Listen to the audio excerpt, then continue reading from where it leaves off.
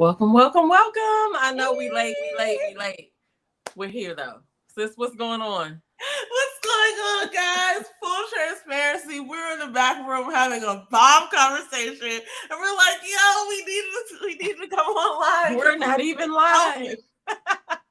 We were just back there, like catching up and just talking about, our thoughts and some things. And we were actually going over the run of show, but it was funny because we just got caught up. We and just we're like, got into "Yo, the we gotta conversation. bring this conversation to the front." But welcome. happened? Hopefully y'all can hear us. Well, I guess if you can't hear us, you can't put nothing in the chat. So if you in the chat and you can hear us, put a 1 in the chat. I like the letter 1. I like They the can letter. hear us because I can see on my iPad. I like the number 1. Anyway. I'm sure. Anyway, so what's going on with you? What's going on? Famecom. Put a 1 in the chat. What's going on? What's going on? So, Famecom Network. What's up? Everything's good. It's so funny, the realizations I've been having in life. It's all good stuff. It's like I've been really on my gratitude journey, and sometimes I get really wrapped up in like, things not going the way that I wanted them to go, but everything always works out. And it's not even like something like that's bad that's happening. It's just that I'm not getting what I envisioned quickly enough. Mm-hmm. And that's something that I just have to, grapple with. But it's, life is good. I'm understanding more and more that like work is a part of my life, and I try my best to like separate. So depressing, right? I mean, it just is. Like, work is a part of my life. It is. It's so funny because I try to do like, okay, maybe people can relate, and then I'm gonna ask you about your week. But like, what's funny is I keep a separate planner, right? Like for my life and then for my work. And part of that is because I don't want to be walking around with people's names and information, you know what I'm saying, in my personal planner. But part of it is because it's like when I'm alone, like when I'm doing my life, I don't want to be bombarded by thoughts of work because it's like just what I do to make money. And I mean, I'm not a streetwalker or something, but it's like I like to separate the two.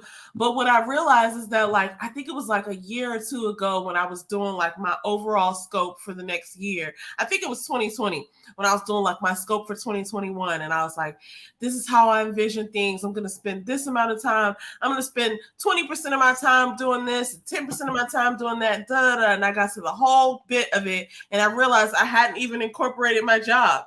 And then I went back and calculated that I spent 55% of my week working.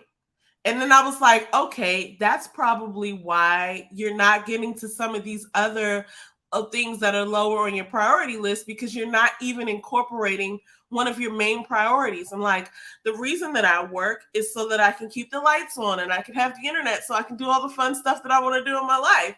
You know what I'm saying? So I can have so I can buy my trash pineapple every week. So it's funny. One of my good friends, Kristen, shout out to Kristen, love you.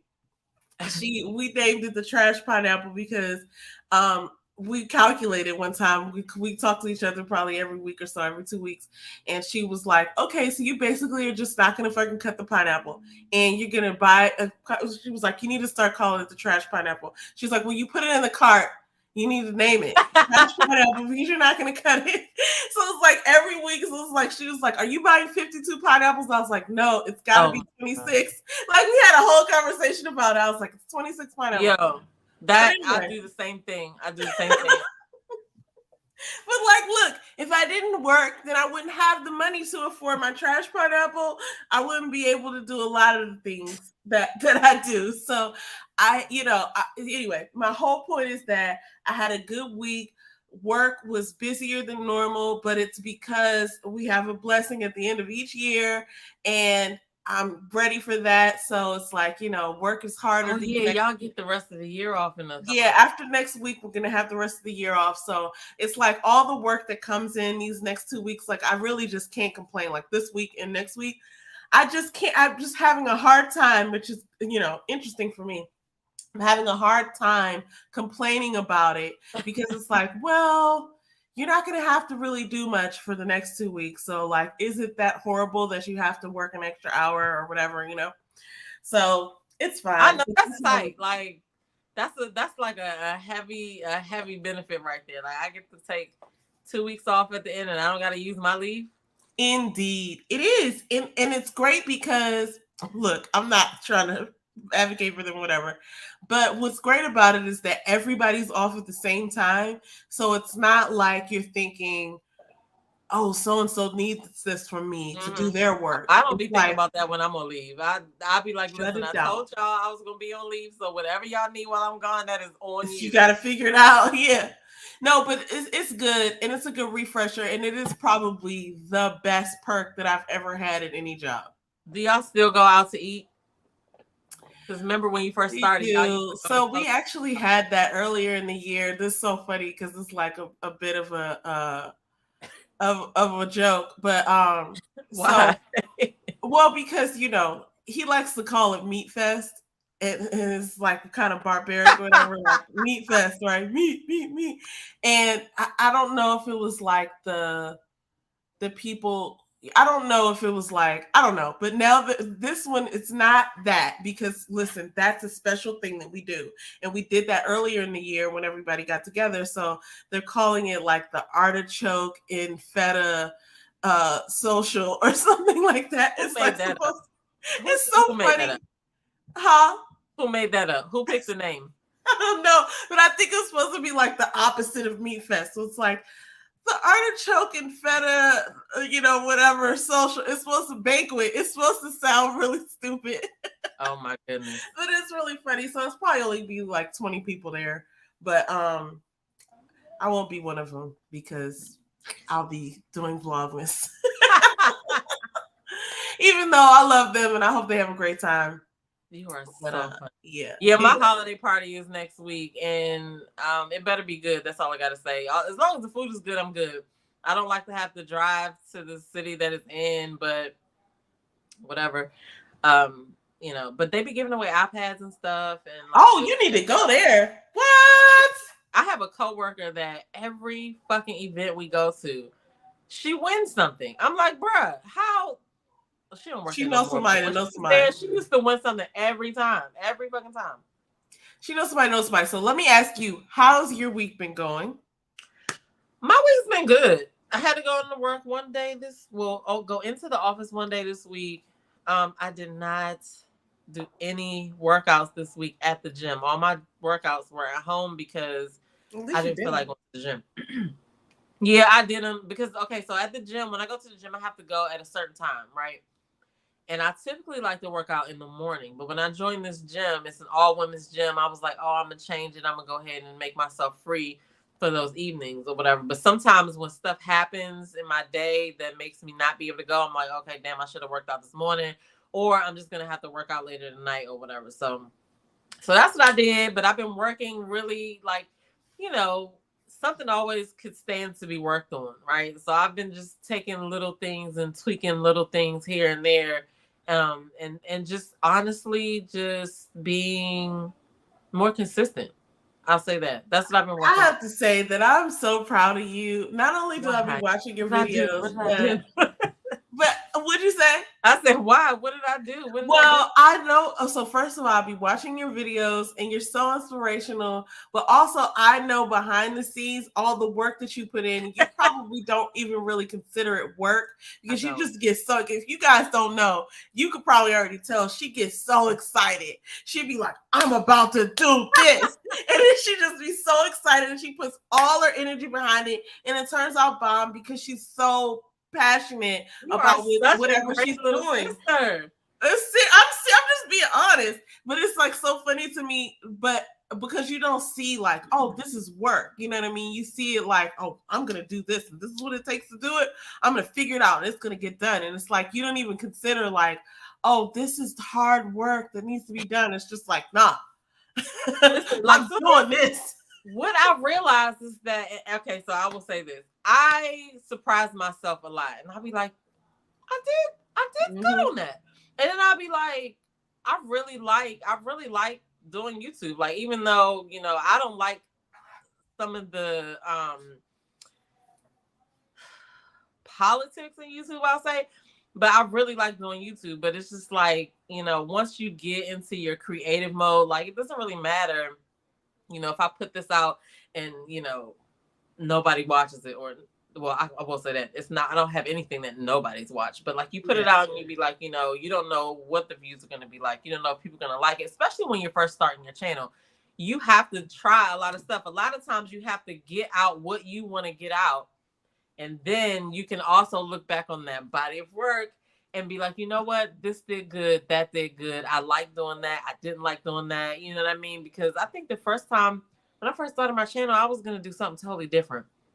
I feel like the first time I was starting my channel, but I realized I didn't like that shit. So anyway, but yeah, I like doing it. So I'm glad that somebody watches my videos or whatever. But that's what I mean about how you never know who you will inspire or whatever. I cannot wait for you to start doing what you want to do. So okay, so I get where you're coming. Okay, but I'll say this: your fucking intro is so cute and it's so you, and I'm like, where has she been all this time? Come on! Okay, he's coming. You need to come on.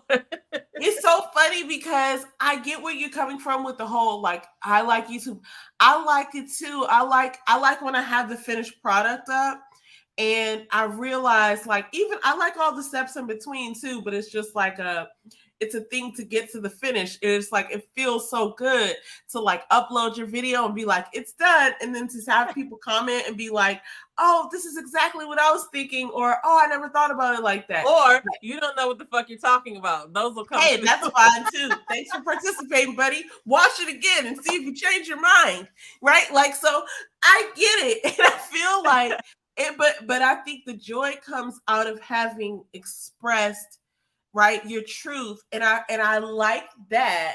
But I need to just get better with editing and posting because I keep getting stuck in this level of like, oh, you have all this footage now, put it together and put it out there. And so I'm working through it and I'm getting through Vlogmas like 3 days at a time type thing, because I'll fall back one day and then I'll have the footage and then I'll sit down for a couple hours and I'll pump out like 2 videos. And I think, if that's how it has to happen, then that's how it has to happen. I'm not giving up.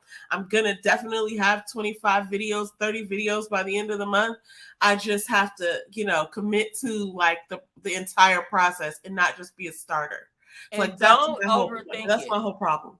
Do not overthink it, because for one, I'm only saying this because it's you. You know what I'm saying? And I know what you probably have over there as far as videos are concerned. You probably have a bunch of content in your phone already that you can make little videos. I do. And so like work smarter, not harder. Like don't think of it in terms of, I got to do a video every day. You are just trying to share something that right? So what do you have on your phone that you can clip together, take the sound out, and then do a voiceover over and make like a little... Yeah. That's a good point. So fucking smart. It's like, no. You are though.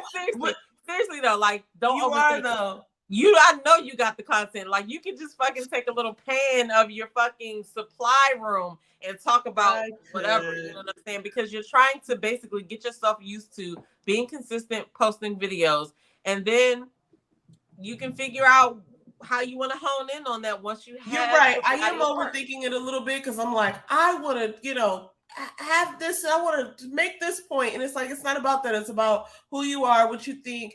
And I actually did do a whole bunch of, I didn't even mean to. It started with a list of like, it is still going to be a list of like all these ideas for this one video. And then each of those ideas turned into like, as I drew it out, I was like, oh, these are all separate videos because I'm going to talk for at least 10 minutes on each of these topics. So like, these are all separate videos, at least 10 minutes.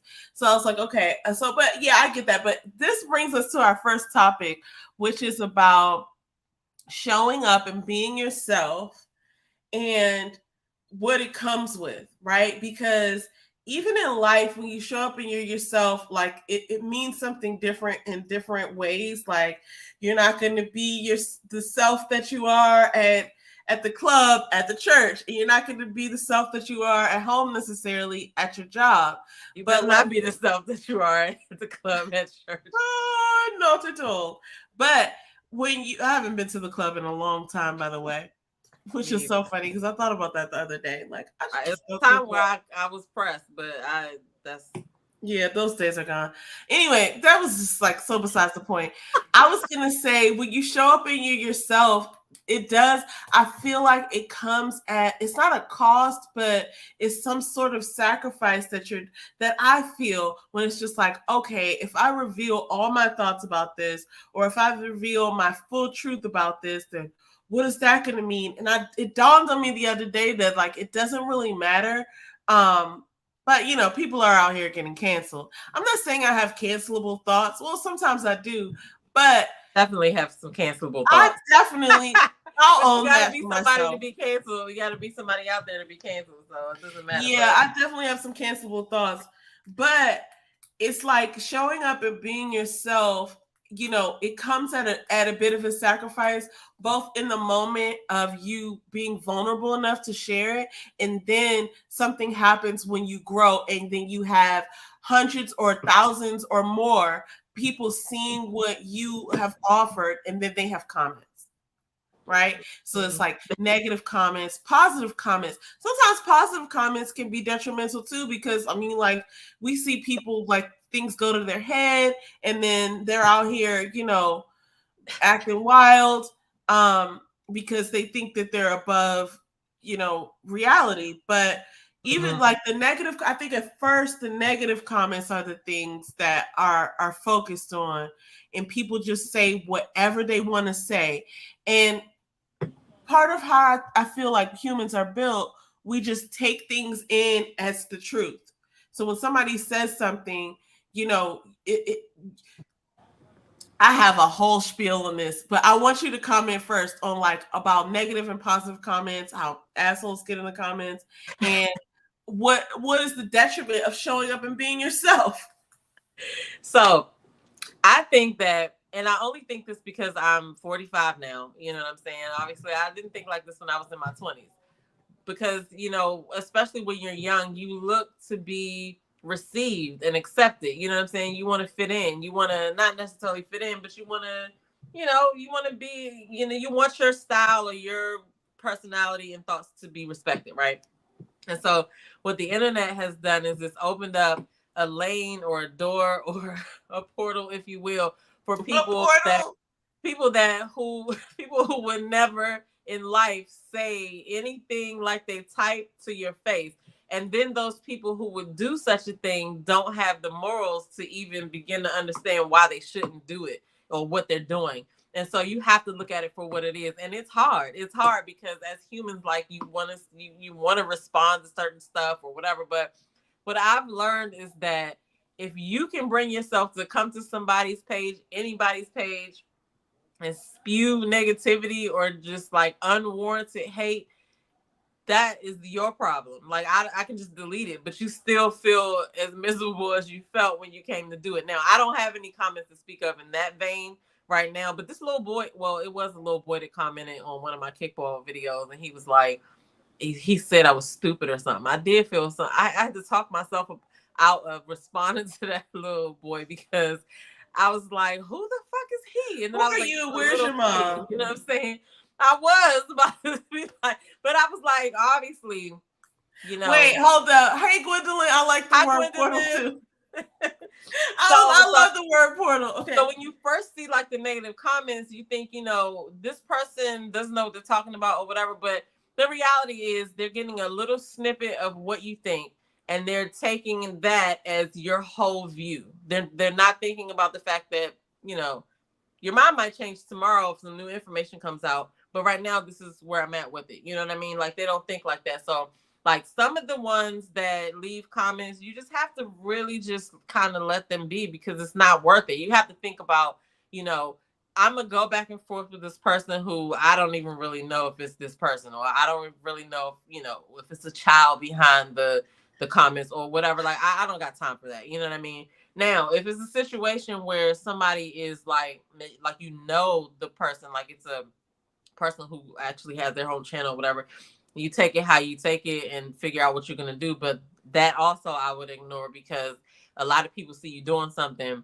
and they don't feel like they can do it like you're doing it because they're comparing themselves instead of being like, I got my own sauce, and they will focus and their hate on you. You know what I'm saying? And so that right there, you can't do nothing for those people. So you kind of got to get yourself into the mindset when you start your channel that you're above that bullshit, because if you get caught up in like arguing back and forth with people, then you are derailed from what you're trying to share and what you're trying to do, and you can get stuck in the bottom of YouTube. Yeah, I'll go ahead. Let me piggyback on that because I think I don't want to get into the whole like it's not even conspiracy theory. I don't want to go and start saying buzzwords like society and shit like this. But it's funny to me how this is just how we're built as humans, right? Like we care what people think, we believe what people say, and we get triggered. And we want to hold people accountable. And meanwhile, they have nothing to do with our day or our life. And it's like, in those little micro moments, and it's hard to unsee stuff. So in the little micro moments where you saw something and it triggered you and you want to react to it, it's hard to remember that, like, oh, I don't even know this person.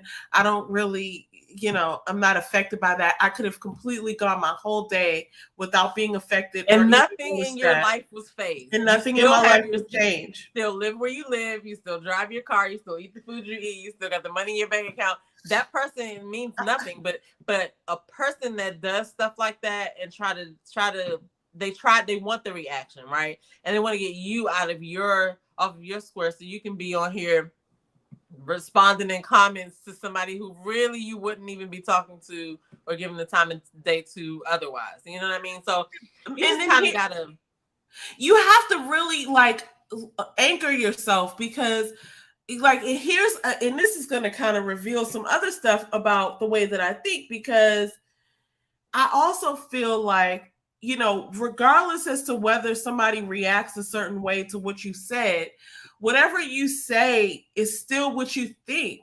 So there has to be room for that. There has to be room. We have to make room for people to have different opinions, because it's like, if whatever you said has somebody saying something in the comments and then they don't understand or agree with what you said, then it's not like you would go back in time and erase what you said. Like, this is what you said, and you have a channel and you have a platform to say what you mean and what you feel. And so it's like that, it's already been accepted. The idea that someone would come to your channel and watch your view, you know what I'm saying, and watch your product and then comment on that is interesting to me, because it's like, I get it. And I love people that comment, but it's like, it would be better for you to go and create your own content and to have that speak for what you're saying, as opposed to, sort of, I don't know, just kind of like putting your mark on someone else's work. You know what I mean? So let's define that, though, because there's a difference in passing by, watching the video, leaving a comment, whatever. There's a difference in that and you purposely like leaving something just nasty or completely off the wall and nasty, right? Yeah. Like, if you have a different opinion, who cares? I mean, not who cares, like, we don't give a fuck, but like, your opinion is valid. Like, we wouldn't get mad about that. Like, okay, you have a different opinion, whatever. It's the delivery. So if you are coming to somebody, like, there's a lot of people, when I see them comment on people's channels, like, I'm just like, the content creator doesn't actually know you, so they're probably not talking to you when they're doing the video. And I watch a lot of people do videos, and people will go to their comments and they be like, "Well, you said this, and I was offended because this, that, and that." And oh my God! I'm gonna unsubscribe, and it's like, okay, so obviously you care, because you're leaving this comment for the person to read later, and you're telling them that you're gonna leave. That's like saying, I'm gonna break up with you right now. I'm leaving right now. Like, what do you want me to do? You want me to chase you or whatever? Because what is that for? But that's the thing. That person is looking for attention, because when I watch stuff that I just don't agree with and I don't like, I just unfollow and don't come back. I hit the back button and I go find another video. You know, but what's funny to me, and I don't be thinking to myself, let this person know that I don't like their video. Like, okay, I don't want to come across like I don't feel like you should leave a comment if it doesn't align with whatever I'm saying. Like, that's not For what I'm sure. saying. No. I feel like you can say whatever your opinion is. Absolutely. But if you are one of the people that's purposely going to other people's channels and leaving comments that you know are gonna, like, I don't know. Let me say this, because I have a clear example, right? So like, and I mentioned this earlier this week on one of my videos that I did. So like, I do planner videos, and for those of you who don't know, there's a whole community of people out there who love planners, and we get together and we're on all the Facebook groups, and a lot of us who are really like wild and crazy with it, like we bump into each other in other groups, and we know when things are being released, and we buy shit. And anyway, we're a whole community, we're a whole subculture of people. Okay, we work with you, we are your neighbors. Anyway, it's not like the purge or whatever, but like the planner people, we're calm people. The planner people. Huh? The planner people. It sounds like planner people. I'm speaking on behalf of the planner people. I'm the planner person. I'm the planner people ambassador. So what I realize is, like, some people, you know, okay, here's the thing. It's a creative expression sort of thing. So it's like sewing or painting, you know, and or crocheting, and you're creating something. So you're putting your camera down, and you're just creating in your planner, and you're doing whatever you want to do, using stickers and markers and paints and whatever you want to do. And then some fool will come into the comments and be like, why are you doing all that? And it's just like, why the hell are you here? Who let you in here? Yo, when you think about it like that, like when you really, like, if you're a sane person, right? And you think about, you know, actually stopping what you're doing, you know, whatever it is, stopping. Like, I just got to say something. You're at work and making your good money on your job, and you're like, okay, so this is more towards the people who actually call into these panels that people be having. You at work, you making your money or your good government job or whatever, and you going to take time out to argue with somebody that you already deem as lower than you, but you look like you're like the literal way you look is that you are screaming into your phone as somebody who you already know you feel like is beneath you, and you don't know who this person is or whatever. But back to the comment, like, you leaving a comment is a little bit different because you don't look as stupid doing it. But if you don't like the person and it's somebody that you wouldn't deal with in regular life or you wouldn't listen to, like, why even waste your time? Because, you know, I just don't get it. I have a funny story to share, and it's gonna seem a little bit off. While you do that, I'm gonna show my crochet, since I said yes. Crochet. Please show your crochet. It's story time, folks. We haven't even got to the second topic, but I have to tell the story because it's so on par with what you just said. So years ago, that is beautiful. This is a baby blanket that I'm making. Oh my gosh. Anyway, I don't know. Since we mentioned crochet, I just had to pick. I love that joint. That joint looks so even. Like, it just looks so professional. I'm making it for one of my coworkers. He had a baby. The baby's about to be 1, but he's still gonna love the blanket. This is so funny because this is a story from my server days.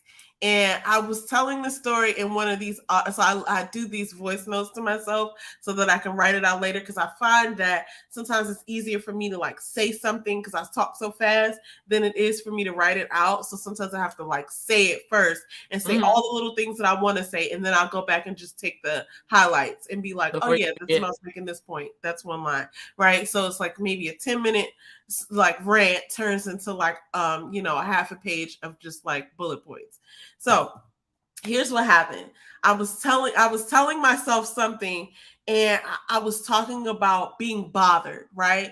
And it actually, when I was talking about it, I was talking about myself, but it made me think of the story of back when I used to work at the steakhouse where I met my husband. So I'm glad I worked there, but there were some crazy things that happened in that steakhouse. And one time we had this manager. He was so funny. I'm going to name him. I'm not his real name, but I'm going to name him Pete. right? He's a funny dude. He's like this big built dude, but he was like super like goofy or whatever. And he'd always be making jokes and stuff like that. So one of the problems I had with this place, because I used to be a manager before I bartended here, is that it seemed like nobody was ever ready for like the rush or whatever. It's like everybody's looking the other way and we're always unprepared. And this one time, this lady, okay, so here's what happens, and it happens normally in a restaurant. It's like we ran out of baked potatoes. You only run out of baked potatoes for like maybe an hour, right? Right. However long it takes to make baked potatoes, and maybe not even that long, because this is so sidebar, but I just have to let you know. There's like a big oven of just baked potatoes. Like there's baked potatoes and there's sweet potatoes on the other side. And like, I remember the sweet potato in the rolls. And there's two racks. There's two racks of each all the way up the sides. And imagine there's like the 6 o'clock baked potatoes, the 6:15 baked potatoes, 6:30 and 7. And every 15 minutes the timer goes off and the person moves the rack up. And the one at the top, the two at the top are done.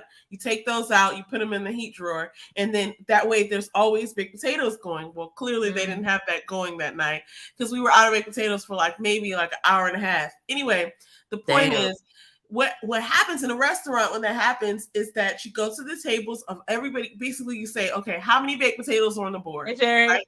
There's 12 people who have potatoes. They order baked potatoes. We need to send a manager out. Go ahead. No, we got to have them on the show. Oh, yes. I got to send you their podcast. You're going to send people out to those tables and say, hey, we don't have what you ordered. Would you like something else, or would you like to wait? Right? If they say they like to wait, you let them know. Say, how the fuck do y'all run out of baked potatoes? It's going to be 10 minutes. I know, right? Like, what idiots back there running the kitchen, though? We have everything you ordered except this, right? So I wasn't even a manager here, but the manager basically went out and told the people, like, listen. So most people like, oh, I'll have the broccoli, or I'll have the mashed potatoes, or I'll have the this, or whatever. I'll give me some fries. Instead, this one lady decided, I'll just wait. And so whatever they quoted her, maybe it was 10 minutes, maybe it was 20 minutes, it wasn't ready. And the manager maybe went back a couple times and kept saying like, oh, it's still not ready yet. They gave her other food, but she didn't have her baked potato. And so then, maybe 15 minutes have passed, and next thing you know, and this is all we remember, because I gave you the whole backstory as a courtesy, but like all I remember from that night is some lady screaming in the middle of the restaurant, "Where's my baked potato?" Okay, wait, was this a black lady? Yes. Oh my God. Unfortunately. And she screamed so loud that everybody kind of like, it was like a record scratch. Like everybody turned around like, what the fuck's wrong with her? Is it that serious, lady?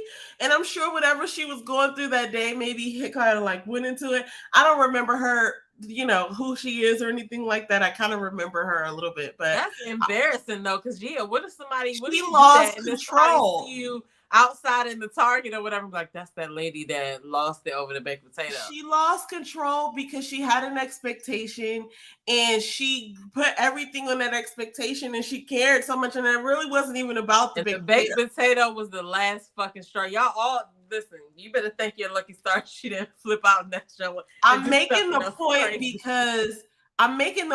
because I feel like that's how people be in the comments.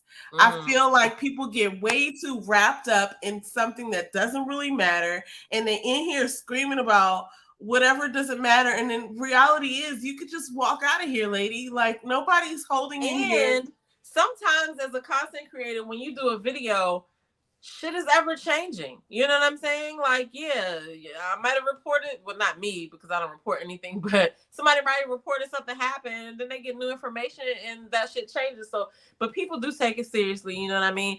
And I gotta be a little bit crazy with it. I gotta send you the Crown Prince's podcast with his niece, because they I like what they said. The name of it has to do with the come-uppers and the hangers-on.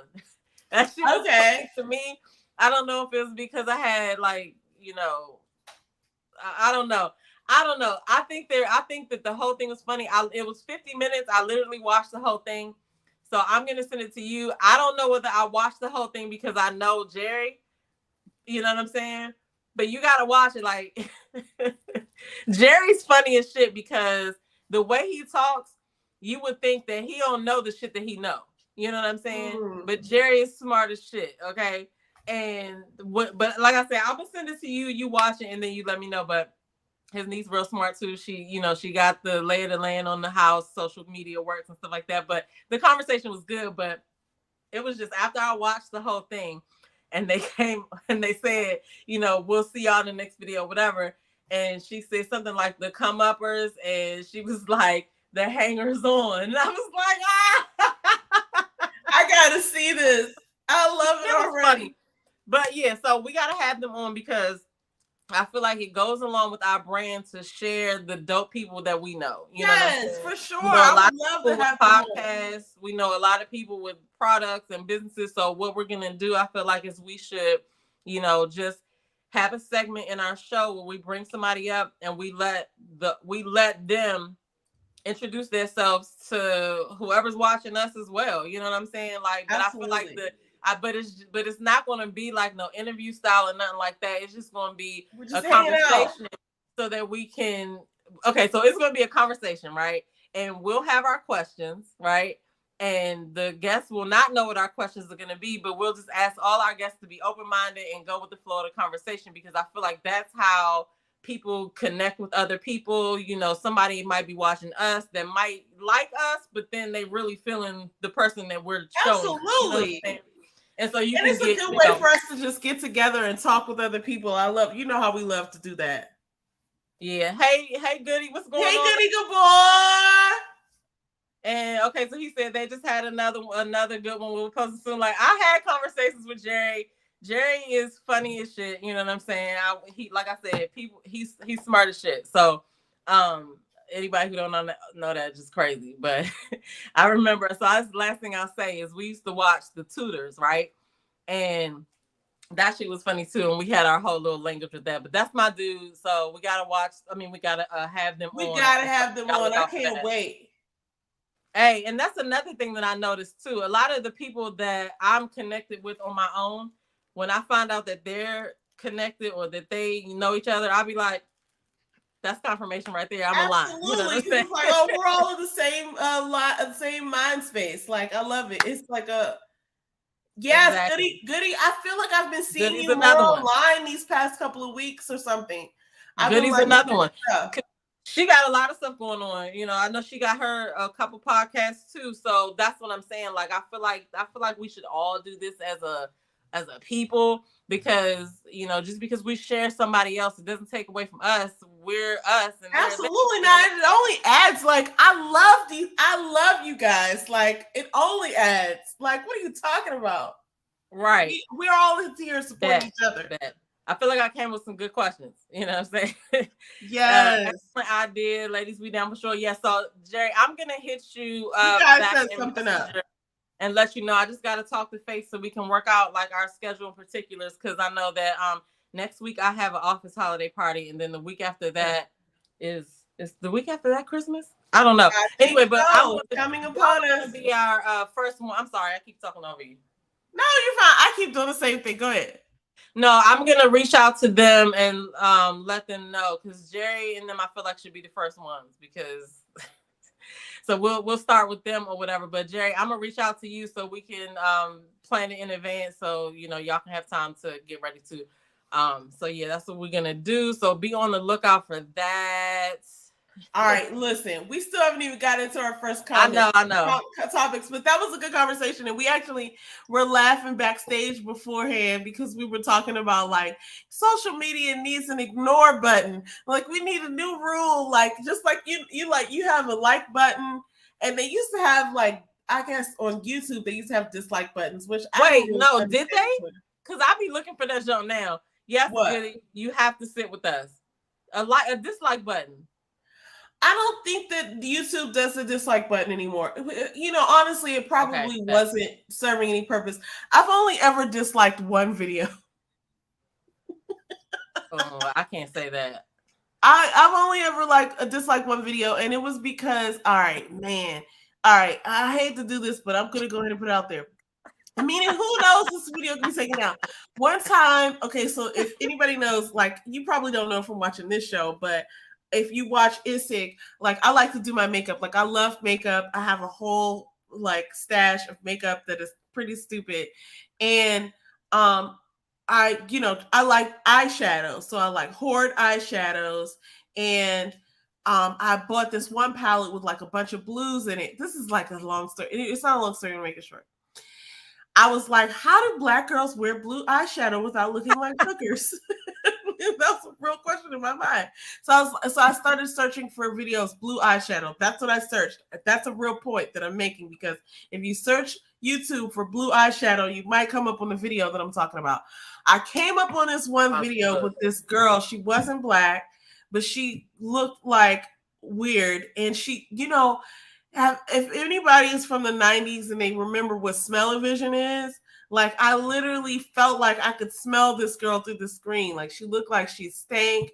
She talked in the video about how she doesn't believe in washing her face because she thinks it's a scam.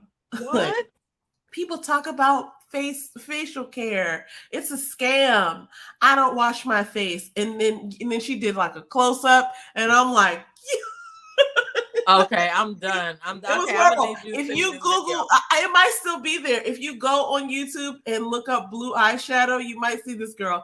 And I mean, you could see, but like, it's 1,000 videos for blue eyeshadow. I don't know. It was one of the first ones, and I mean, like, this was a few years ago, so it might not be there anymore. But that was the only video I ever disliked, because I was just like, lady, you need to get it together. But it's so crazy because, okay, so am I one of the haters? Because I did. I watched the entire video. That's different. No, I watched the entire video because I was so disgusted. And then I showed it to someone else who came over my house. I will down like a video. Okay, I will. But I don't. So the way that I move around YouTube is this. I will follow anybody who I feel like, you know what I'm saying? I don't know. I fucking subscribe to everybody that's Black. I'm not even gonna lie. Unless I'm into that. The only way I do not subscribe to you is if you are just like exhibiting completely 100% toxic behavior. You know what I'm saying? Like if all your videos are of you cussing somebody out, nah. If all your videos are, of like complaining about the same one thing, no, I won't subscribe or whatever. But because everybody has their days, you know what I'm saying? I follow a little bit of everybody, but typically if I come across your video and you're a Black person and you giving some good information, I'm gonna follow it. But I'm gonna follow you. The ones that I will down like now, because I feel like I'm like a even kill content creator. I'm not content creator. I'm an even kill subscriber. I don't get offended by stuff that people say on their channels. I feel like this is your channel. I'm at your house and you can do what you want to do. You know what I'm saying? But so I won't like go and like, if somebody's talking about someone on their channel, they're free to do whatever. But the only time I will give a down like is if you're saying anything or doing anything that is going to harm kids, or if you're saying anything or doing anything that, I feel like is, detrimental to somebody else, right? I will down like it. Like if you fucking showing somebody. Who says that? What is a down like? You're a so down like funny. Is when you what do you mean? Dislike? A down like is a thumbs down. I don't, you know what? I've never heard it called down like. Oh. That's really funny to me. You don't call the like a up like. Yeah. Oh my God, an up like. That was a corny old person move right there. I don't know where it came from, guys. No, that's hilarious. I love it. I freaking love it. Okay. Well, listen, that was our first topic really about showing up and being yourself. Look, also we're gonna rally to the listen, if we're doing community work, this is my first line of effort. We need an ignore button on social media channels. I want to be able to ignore someone for a certain period of time, whether it be 24 hours or 3 days or 7 days. Facebook not necessarily cancel them or unfollow them, but just to ignore them so they get their feedback. And if someone is ignored, let's make these rules up so that we can let everyone know. Okay, well, let's go to Elon. But do people get to see if you like? Because you can hide people on Facebook. Like you get a message. I know. Do they get that message though? They don't get that. I don't think so, but I'm not sure. But I want. Here's what I want. I want them to know. I want the world to build an ignore button.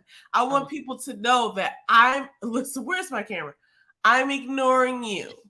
I want people to know that I'm ignoring you, and I want everyone who wants to ignore them to ignore that person too, so they can be like, oh my gosh, people don't want to see me, right? Like, I want people to have that information. Like, you're being ignored. No. You know what I'm saying? Because we don't like what you're saying. We're not trying to silence you or cancel you, but you're being ignored. Some of those people do not care. They don't care. Okay, so let's kick off with these topics. So the first topic is great news, which let me share the screen. Okay, hold up. There it is. Yay! I hope you can see it. Yes. Okay, great. So, and I can even make it a big screen. So I got me a monitor. Oh Lord. Okay, before you get into that really quick, I'm about to turn you on to something really quick. After I read this comment. Goody says, when I was watching Pimple Poppin', the algorithm started posting videos that gave me yuck vibes. I mean, Goody, you were watching Pimple Popping videos. Oh, but Goody, I be watching that stuff too. What the fuck they show? But Goody actually watches chalk crushing videos, and she got me hooked on those because it's ASMR, but it's some beautiful chalk crushes that people be doing, and I feel like an old person again talking about fucking chalk crushes. No, and I'm talking about as an old person. Is it like a thing where they crush it or they crush it? They just crush it, different colors, and it's like you just gotta have them crush every piece. You know what I'm saying, in their hands or whatever. Yeah. So. Oh no, I'm into that. I mean, I've never seen that before. Maybe I've seen it, but I haven't really paid attention. But that sounds like something interesting to me, so I'm gonna be looking for that. I'm about to say she also had tapped my hand on, you know what I'm saying, which ones I should be watching. You know what I'm saying? Don't be watching no hands. Don't be watching no. Move me into this conversation. I need to know. Don't watch no hands crushed that ain't black, okay? Hello. All right, so look, we're going to get back into that because I really am digging that and I want to know more.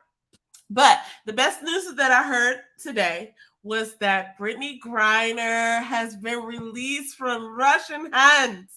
So I'm so excited because this was one of those stories that I was following in the background, and I'm going to be honest, I did not have the best outlook for it. Why is okay, hold up. Sorry, I'm having some issues over here. I literally did not have the best expectations of what was happening. So I felt like, oh, this could end badly. And then when I heard she got sentenced to 9 years, when they denied the appeal, I was like, what? I was really irritated because first of all, if anyone's familiar with this story, okay, and then there's another thing that I'm gonna talk about on this, but if anybody's familiar with the story, Brittany Griner is a woman who plays basketball, professional basketball. And if you have ever, heard of women's basketball or watched Love and Basketball, then there's not a lot of money in the US to be playing professionally. So if you're like really good and you want to make money, you kind of have to go overseas especially for the WNBA, because they don't make nearly as much money as the NBA does. And rightly so, kind of, because they don't bring the same crowd either, but yeah. So overseas. I mean, and I get it, but it's the same with soccer. Like the women won last year. Was it last year? Maybe it was 2 years ago. The women's soccer team is way better than the men's soccer team for the U.S. And it's like they don't get paid as much. But anyway, that's a whole nother story. Because so before I'll chime in right there because this is my thought. It's just my thought, the media's opinion or whatever. But like if you bring in more people to buy tickets, then you got so much more money to spend. And I feel like that's what they're focusing on versus, the fact that they probably still have the money to pay them as much, regardless of the ticket sales, but they won't do that because, But yeah, anyway. No, you're right. And I mean, like, look, I get it. And I'm going to go ahead and just be all the way transparent and honest. I don't watch women's basketball.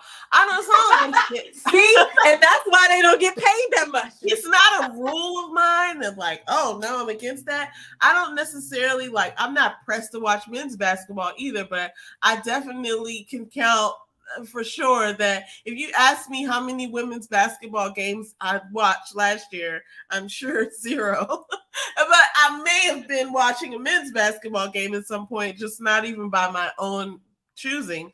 But my husband has his sports show, so he watches a lot of sports, and I can tell you that the odds of me watching a women's basketball game are not really that big. So I'm a part of the problem, everybody. But I'm saying this to say, part of the problem. But I'm a part of the problem, and I'm admittedly so. Watching. Okay, so this I used to make Earl, my son. For those that don't know, I used to make him watch women's football back in the day because it's easier to learn how to. I mean, women's football. It's easier to learn how to play basketball if you watch women's basketball versus if you watch men's basketball because it moves so fast. But yeah, I don't know. But I'm glad she got released. Listen, so I was really upset by the idea. Okay, just listen. So if anybody knows who Gary Vee is, he is a YouTuber, or not a YouTuber, but he's like a content creator.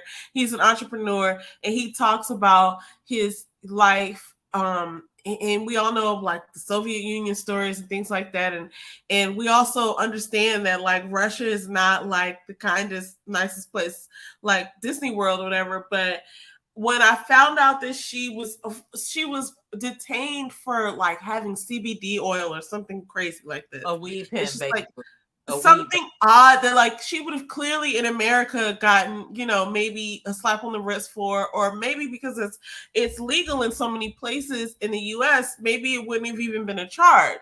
But it's like she's not hurting anybody, and she was basically sentenced to 9 years, and she's been over there for 9 months. So today she got brought to the United Emirates. I can't remember exactly all the but I'm not a journalist, people Google it. And the point is this: she was finally released. I was worried and concerned earlier this year because I'm like, man, it's possible that she's never coming back. In my mind, I was like, man, I don't know what's happening to her over there. They could be beating her. They could be doing something weird. When you think about Russian, what Russian prison camps? That's not, you know what I'm saying? It's like what comes to your mind, and then we've seen certain images that she has, one of them, she said she was just shocked by the media, by the cameras that were in there, but we've seen the images of her like coming into the courtrooms and things like that. I definitely was very upset earlier in the year, before today's news, thinking that it's possible that no one will do anything and she'll stay over there for 9 years or until something bad happens. When they denied the appeal, that's how I felt too for a hot second. But the crazy thing is, I didn't explore the thought more, but I was just like, that is messed up, because if they deny the appeal, like that crushes a lot of the hope that everybody had.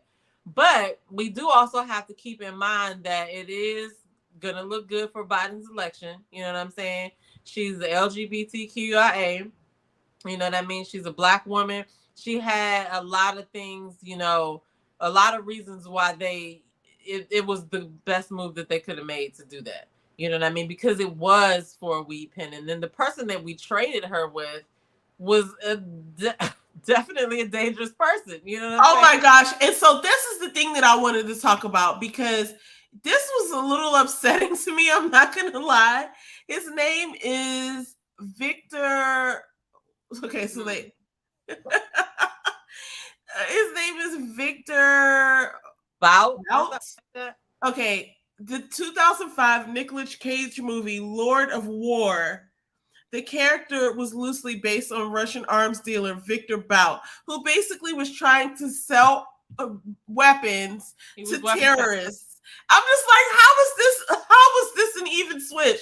I'm just gonna bring this up. So that's the thing. I don't think this guy. He looks like a criminal, even though that's really correct to say. But like, look at this guy. He looks I don't think it was about offenses though, like, because there's a Marine over there that has been over there since 2018. I think his name Whelan. Whelan, yeah. Whelan. So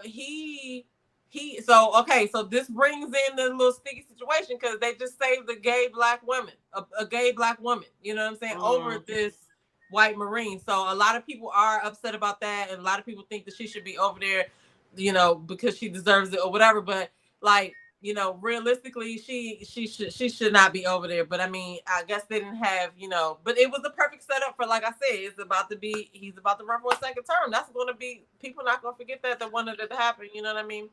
Listen, as a Black woman, I am claiming this day victorious. I do think it was a terrible trade, the Crown Prince. I definitely do.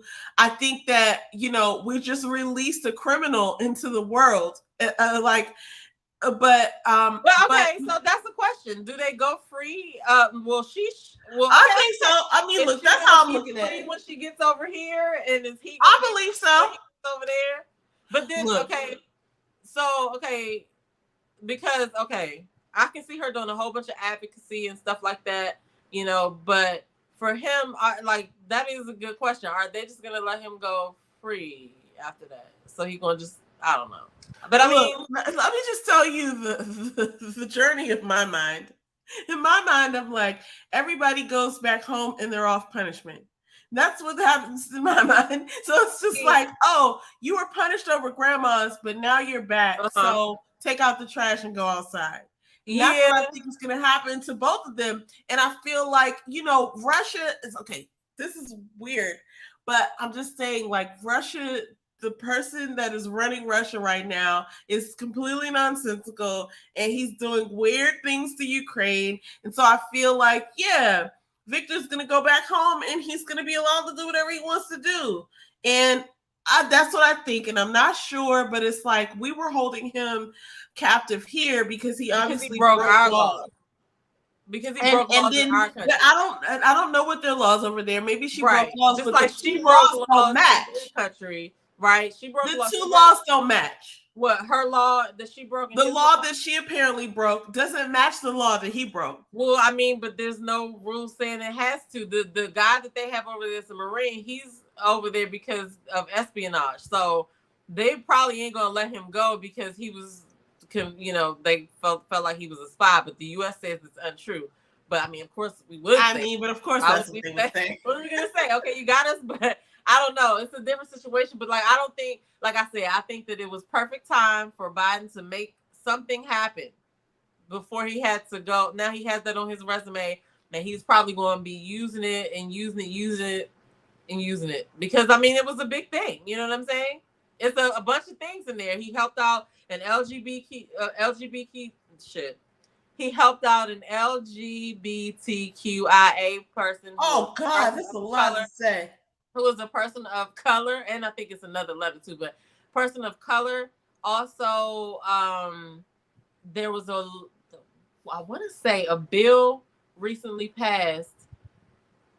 Was it the Roe versus Wade thing? But I think it also has something to do with same-sex marriages as well, or the I can't think of the word right now, or whatever. But the point is, it's a whole bunch of reasons why it was a good look for them to keep pressing and doing this. And, I don't know, but damn that. I just, like I said about the Shanquella thing, imagine being out of the country doing something totally unrelated to what you're about to have to do.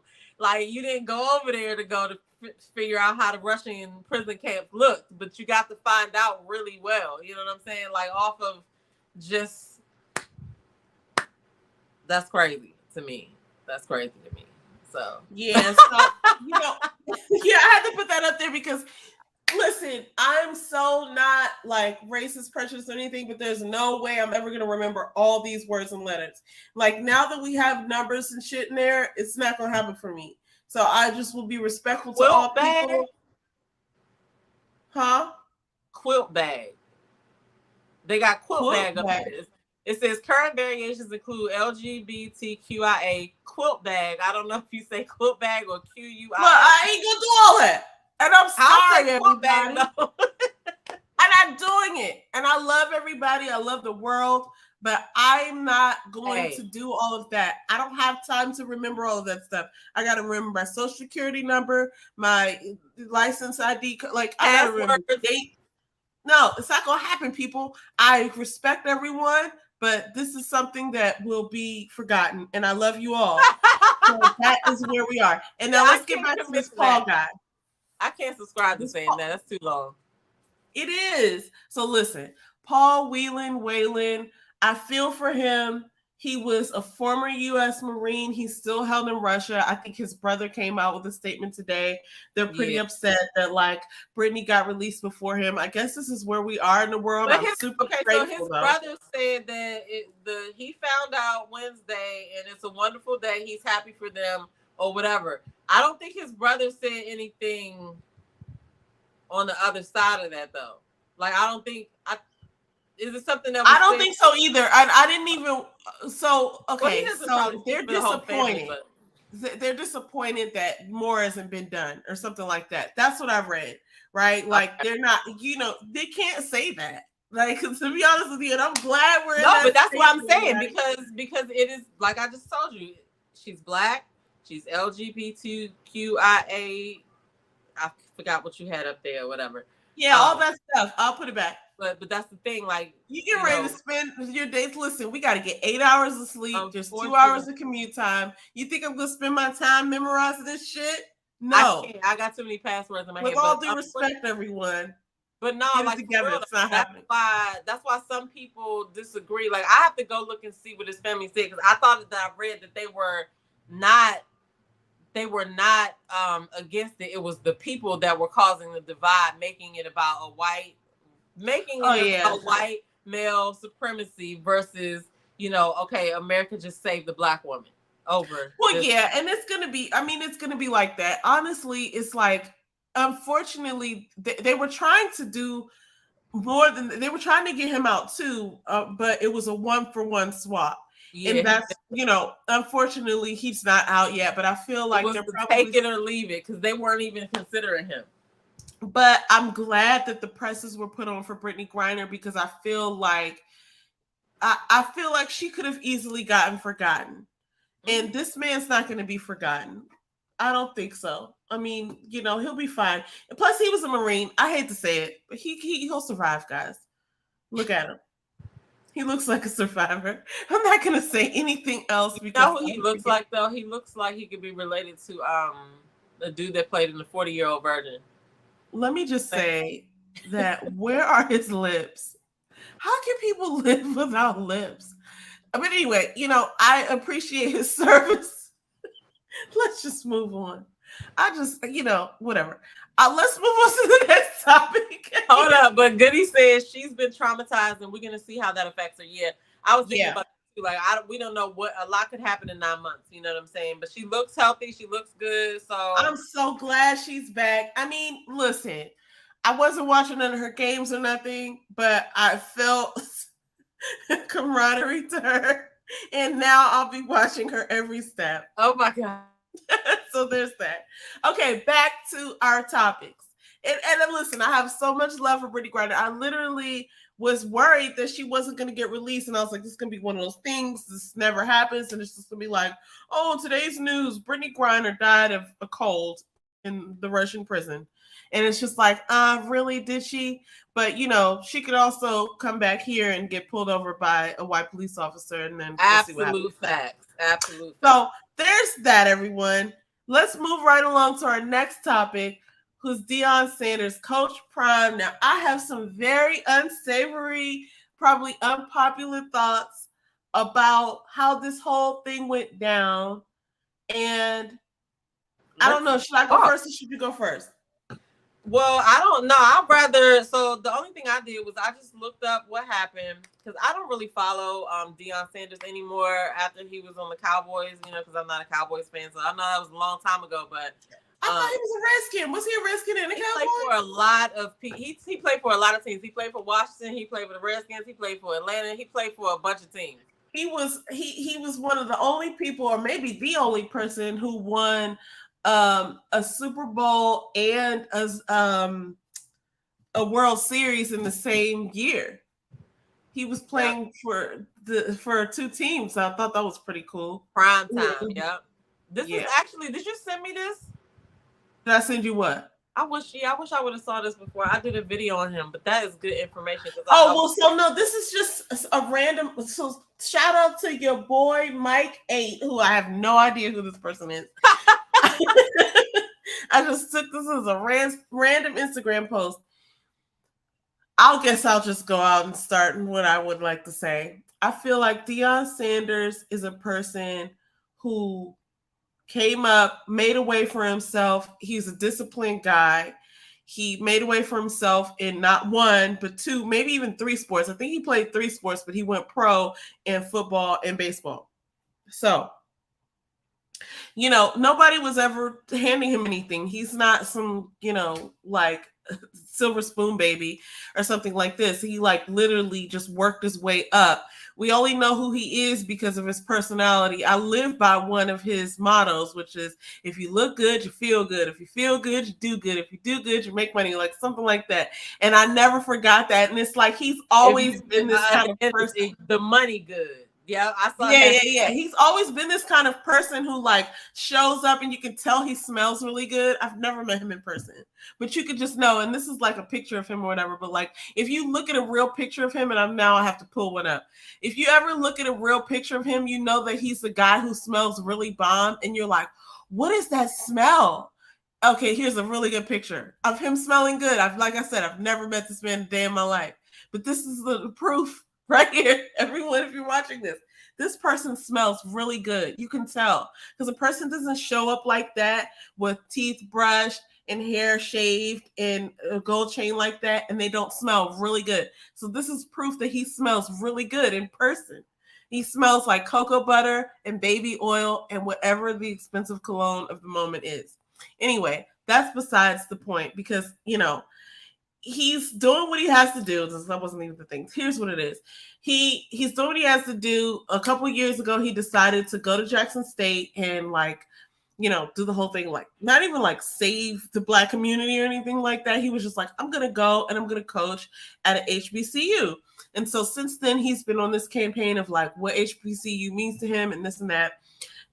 These are some of the stats of like, I guess, what he has done while he's been there. Now, this is giving me vibes of like what happened with LeBron James when he went to Miami. And I have very unsavory feelings about how people react to Black people doing big business because he's a sole entity. Like this is a person who came up from nothing. We don't know who his parents were. I don't know who Deion Sanders' mom and dad were. Like, I don't know where he came from. I can't even tell you where he's from. I just know what he built for himself. And so then I have no right then to go and say what he should do with himself because he built himself from the ground up. And it bothers me when people like LeBron or Deion go and make big business moves and then are getting backlash for it because it's like, first of all, people who are backlashing have not even positioned themselves to make such business moves. So who the hell do you think you are to advise such an individual on what their next step should be? Like, you go and have several seats and then backflip and have another, because you can't tell somebody who built their whole life and career what to do based on your own $30,000 a year morals. And I completely appreciate and congratulate anyone who's making good for themselves. But I just think it's very unfair for us to go and put judgment of like disloyalty and things like this on people who are in the arenas that we don't participate in nor understand. And so this kind of reminds me of the LeBron thing, because when LeBron first went to Miami, there was all this talk, and then the owner of the Cavaliers came out with this whole slave statement. I'm sorry, I'm just going in because I remember the owner coming out with this whole thing on like disloyalty and this and this and that, and I was just like, who do you think you are? He worked his contract, he did his thing, now he's going somewhere else, he's taking his talents to South Beach, and that's okay. It's legal, it's not improper or anything like that, and you're making it out to be something. And so Deion has retired from the games of baseball and football. He's now made a brand for himself. He's now going and then the things that he did while he was at Jackson State were profound. There were things that hadn't been done before. I've listened to several interviews of him, not even by way of my own choosing. It's, my husband does a whole bunch of research for sports, and I'm always listening to this kind of thing. But what I do know is that he tried to make an impact. He did make an impact, and now he's making a business decision. And if that business decision is a good, sound business decision, which I would imagine it is, knowing his like sort of like, you know, prowess in this area, like he knows what he's doing. He knows how to make some money. If he's making a good decision that's sound for him and the people around him, then who are we to come and comment and say you're being disloyal because what the hell are you doing for HBCUs? You know what I mean? Like whoever is making those comments. Do you even have a degree from an HBCU while you're talking about what he's doing? I'm just so irritated that people are making him out to be some. So now you know I'm being emotional about it a little bit because it's just like, why are like what? Like people are calling like he's getting punished for doing something good in the first place, because he could have completely gone to Colorado before he even thought about Jackson State. He'd have completely gone anywhere. But I think one of the things that is interesting is that he went to HBCU trying to like live the thing that he's experiencing and talking about. One of the last interviews I heard, he was on Earn Your Leisure. He was talking about how he wanted people to show up to the games, because he's like, we're not going to be able to get where we want to be if we don't have this type of budget, and we're not going to be able to get this type of budget if the people don't show up to the game. And he had like a clear plan. Meanwhile, he's having these young men in this program that he's running interfacing with all these different celebrities and business owners and things like that, and their lives are changing. He's investing in them. When they had that whole problem with the whole water situation, like he made sure that his dudes that were in his program were taken care of, that they had clean water and all this. And it's like he's not giving any credit for all of that. Everybody's just like, oh, he's jumping ship. Yeah, he used a lot of his salary to better things in the athletics department there or whatever. I mean, my whole main point is that as a person who does business, I think he just needs to be respected for doing that. And if he came there to do a thing and he did the thing and now he wants to leave, like why is that a big deal? Okay, you know what I'm saying? Like, you know that in the corporate world, good people leave. They elevate. They don't stay in the position forever. You know what I'm saying? And if he is as good as he is believed to be, as everybody can see, I can see why, you know, I said this in my video too. So if y'all saw the video, excuse me, but I'm about to repeat what I said, but I can see why they sought him out. You know what I'm saying? You going from getting paid $300,000 a year, which you're using some of that to give back to the school as well, versus this new opportunity that's going to be a total of like $29.5 million over 5 years, right? That's like a huge hike. And he's bringing some of his players with him. Obviously, his son is going the QB from Jackson State, but there's a bunch of other players that are also transferring to go to Colorado, which I would think is that a conflict of interest? Can you do that? Because how would it be if he was a white man coming from PWI to a HBCU bringing his, you know, people? But that's not what's happening. But I agree with you. I agree with you because I'm like, you know, this man still has a family. He still has whatever bills he has, whatever lifestyle he's trying to maintain, and he is out here doing his work. But I think what came into play when people grab onto like things that people say so hard, right? And somebody put this in my comments in another video, and they mentioned that he said that God called him collect, and he answered, and in the way of that he was, you know, that's what he was there to do for HBCUs. And so, you know, I think people think that, you know, he's abandoning the mission and he's leaving because of the water crisis or whatever. And I mean, but at the end of the day, you know, I could be doing a great job here at this company, but if this other company is willing to pay me more and make it a better offer, then that's a decision that I'll have to make and consider before I make it or whatever. But you can't be like, oh, well, everybody's mad, let me just stay where I'm at. Like, no, like, I feel like they should just, you know, okay, who's next? Isaac Hayes III said that. Like, who is next to step in his footsteps or to follow in his footsteps? Like, why is he the only one? Like, let him go and elevate and move on where everybody else lining up that could do something too. Like, where y'all at? You know what I'm saying? Because we have we can start with all the people in the comments of that situation of saying like, oh, he shouldn't do this. Like, yeah, why don't y'all get together and do a GoFundMe and figure out who's the next coach? Because he even said that out of the the top coaches, the top schools or whatever, like I guess the top colleges, I think he was the only black one that was the only one that they replaced with a black coach. from what he was saying or whatever. Like, so it's clearly a need for more coaches. So I don't understand, because we have a lot of athletes and people who probably could be good coaches. So I mean, what we about to do? Like, you know what I'm saying? Right. Like, what's the next plan? Like, why are we so focused on what's not? Here's another thing that I took from 2 of his last interviews that I just happened to listen to. I didn't even listen to these before he made this before this announcement was made, but because I'm having to listen to things that I didn't choose, I've actually been privy to this information. He mentioned that the budgets that the schools are given, especially on the HBCU level, are fractions of the budgets of the PWIs. And that means, and the scholarships are too. And it means a lot, because even if you're talking about like a sports performance, right? Like, there are certain things that people may not think about, like a team traveling to, like, a Rose Bowl or something, whatever they participate in.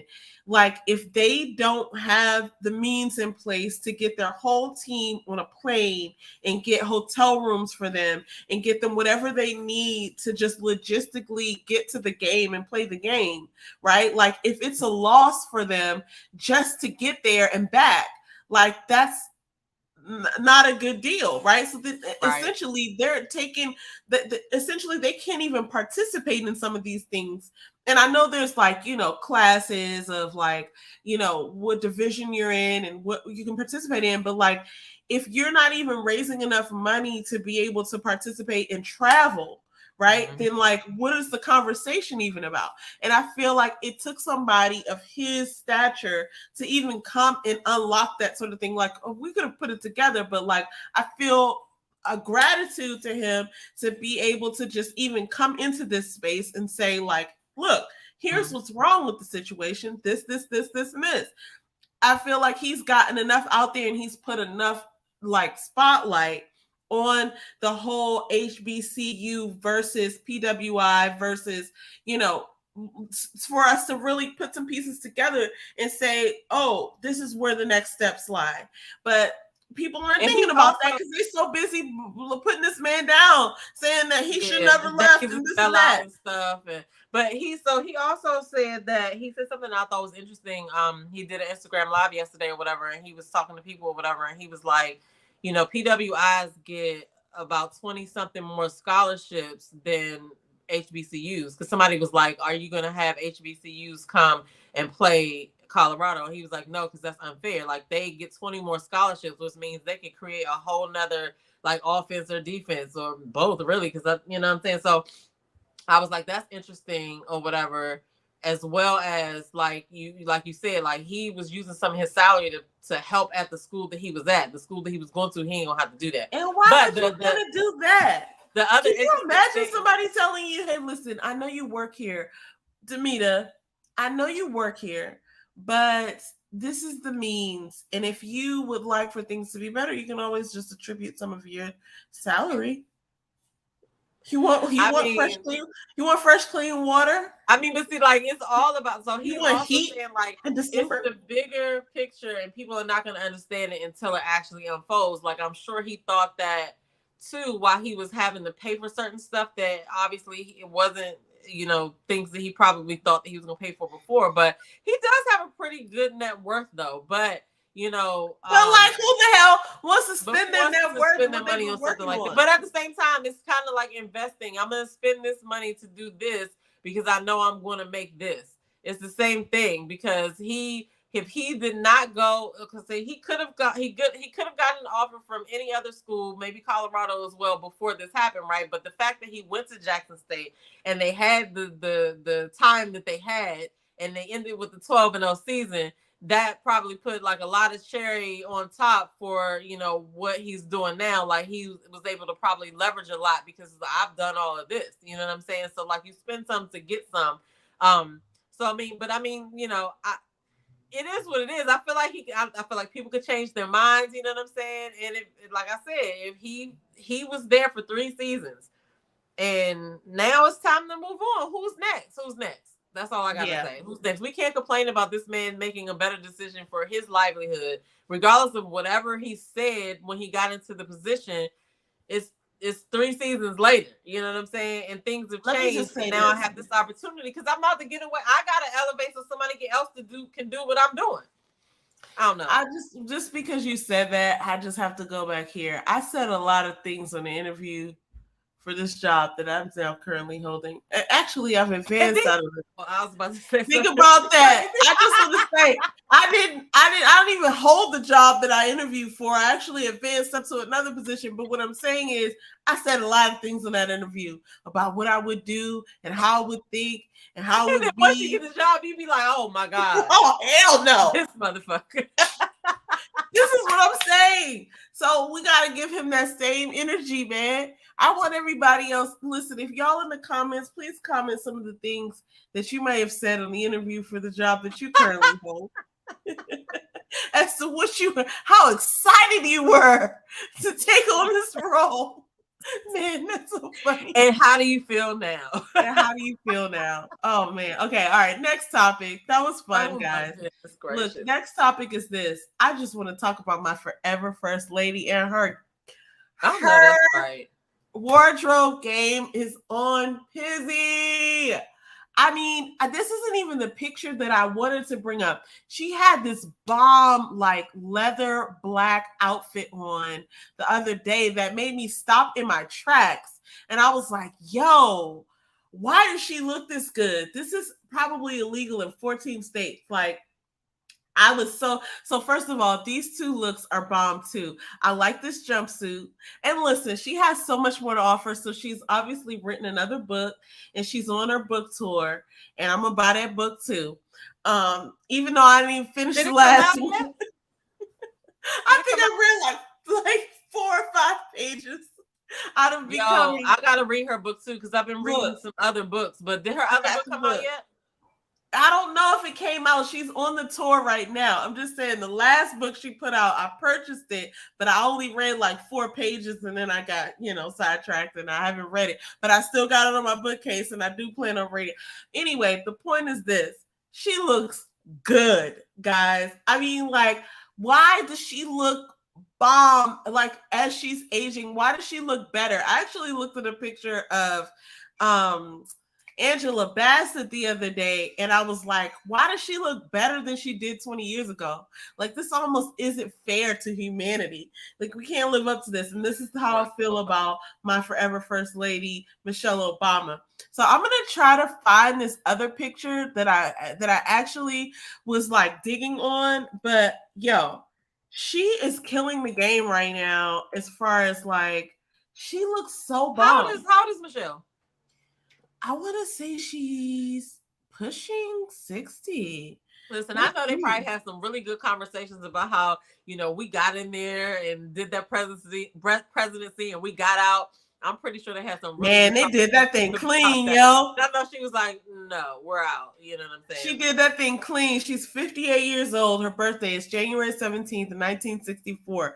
Her net worth is $70 million. This is via Celebrity Network. Did you say 7-0? But this is what people put out. We don't know how much she really actually has.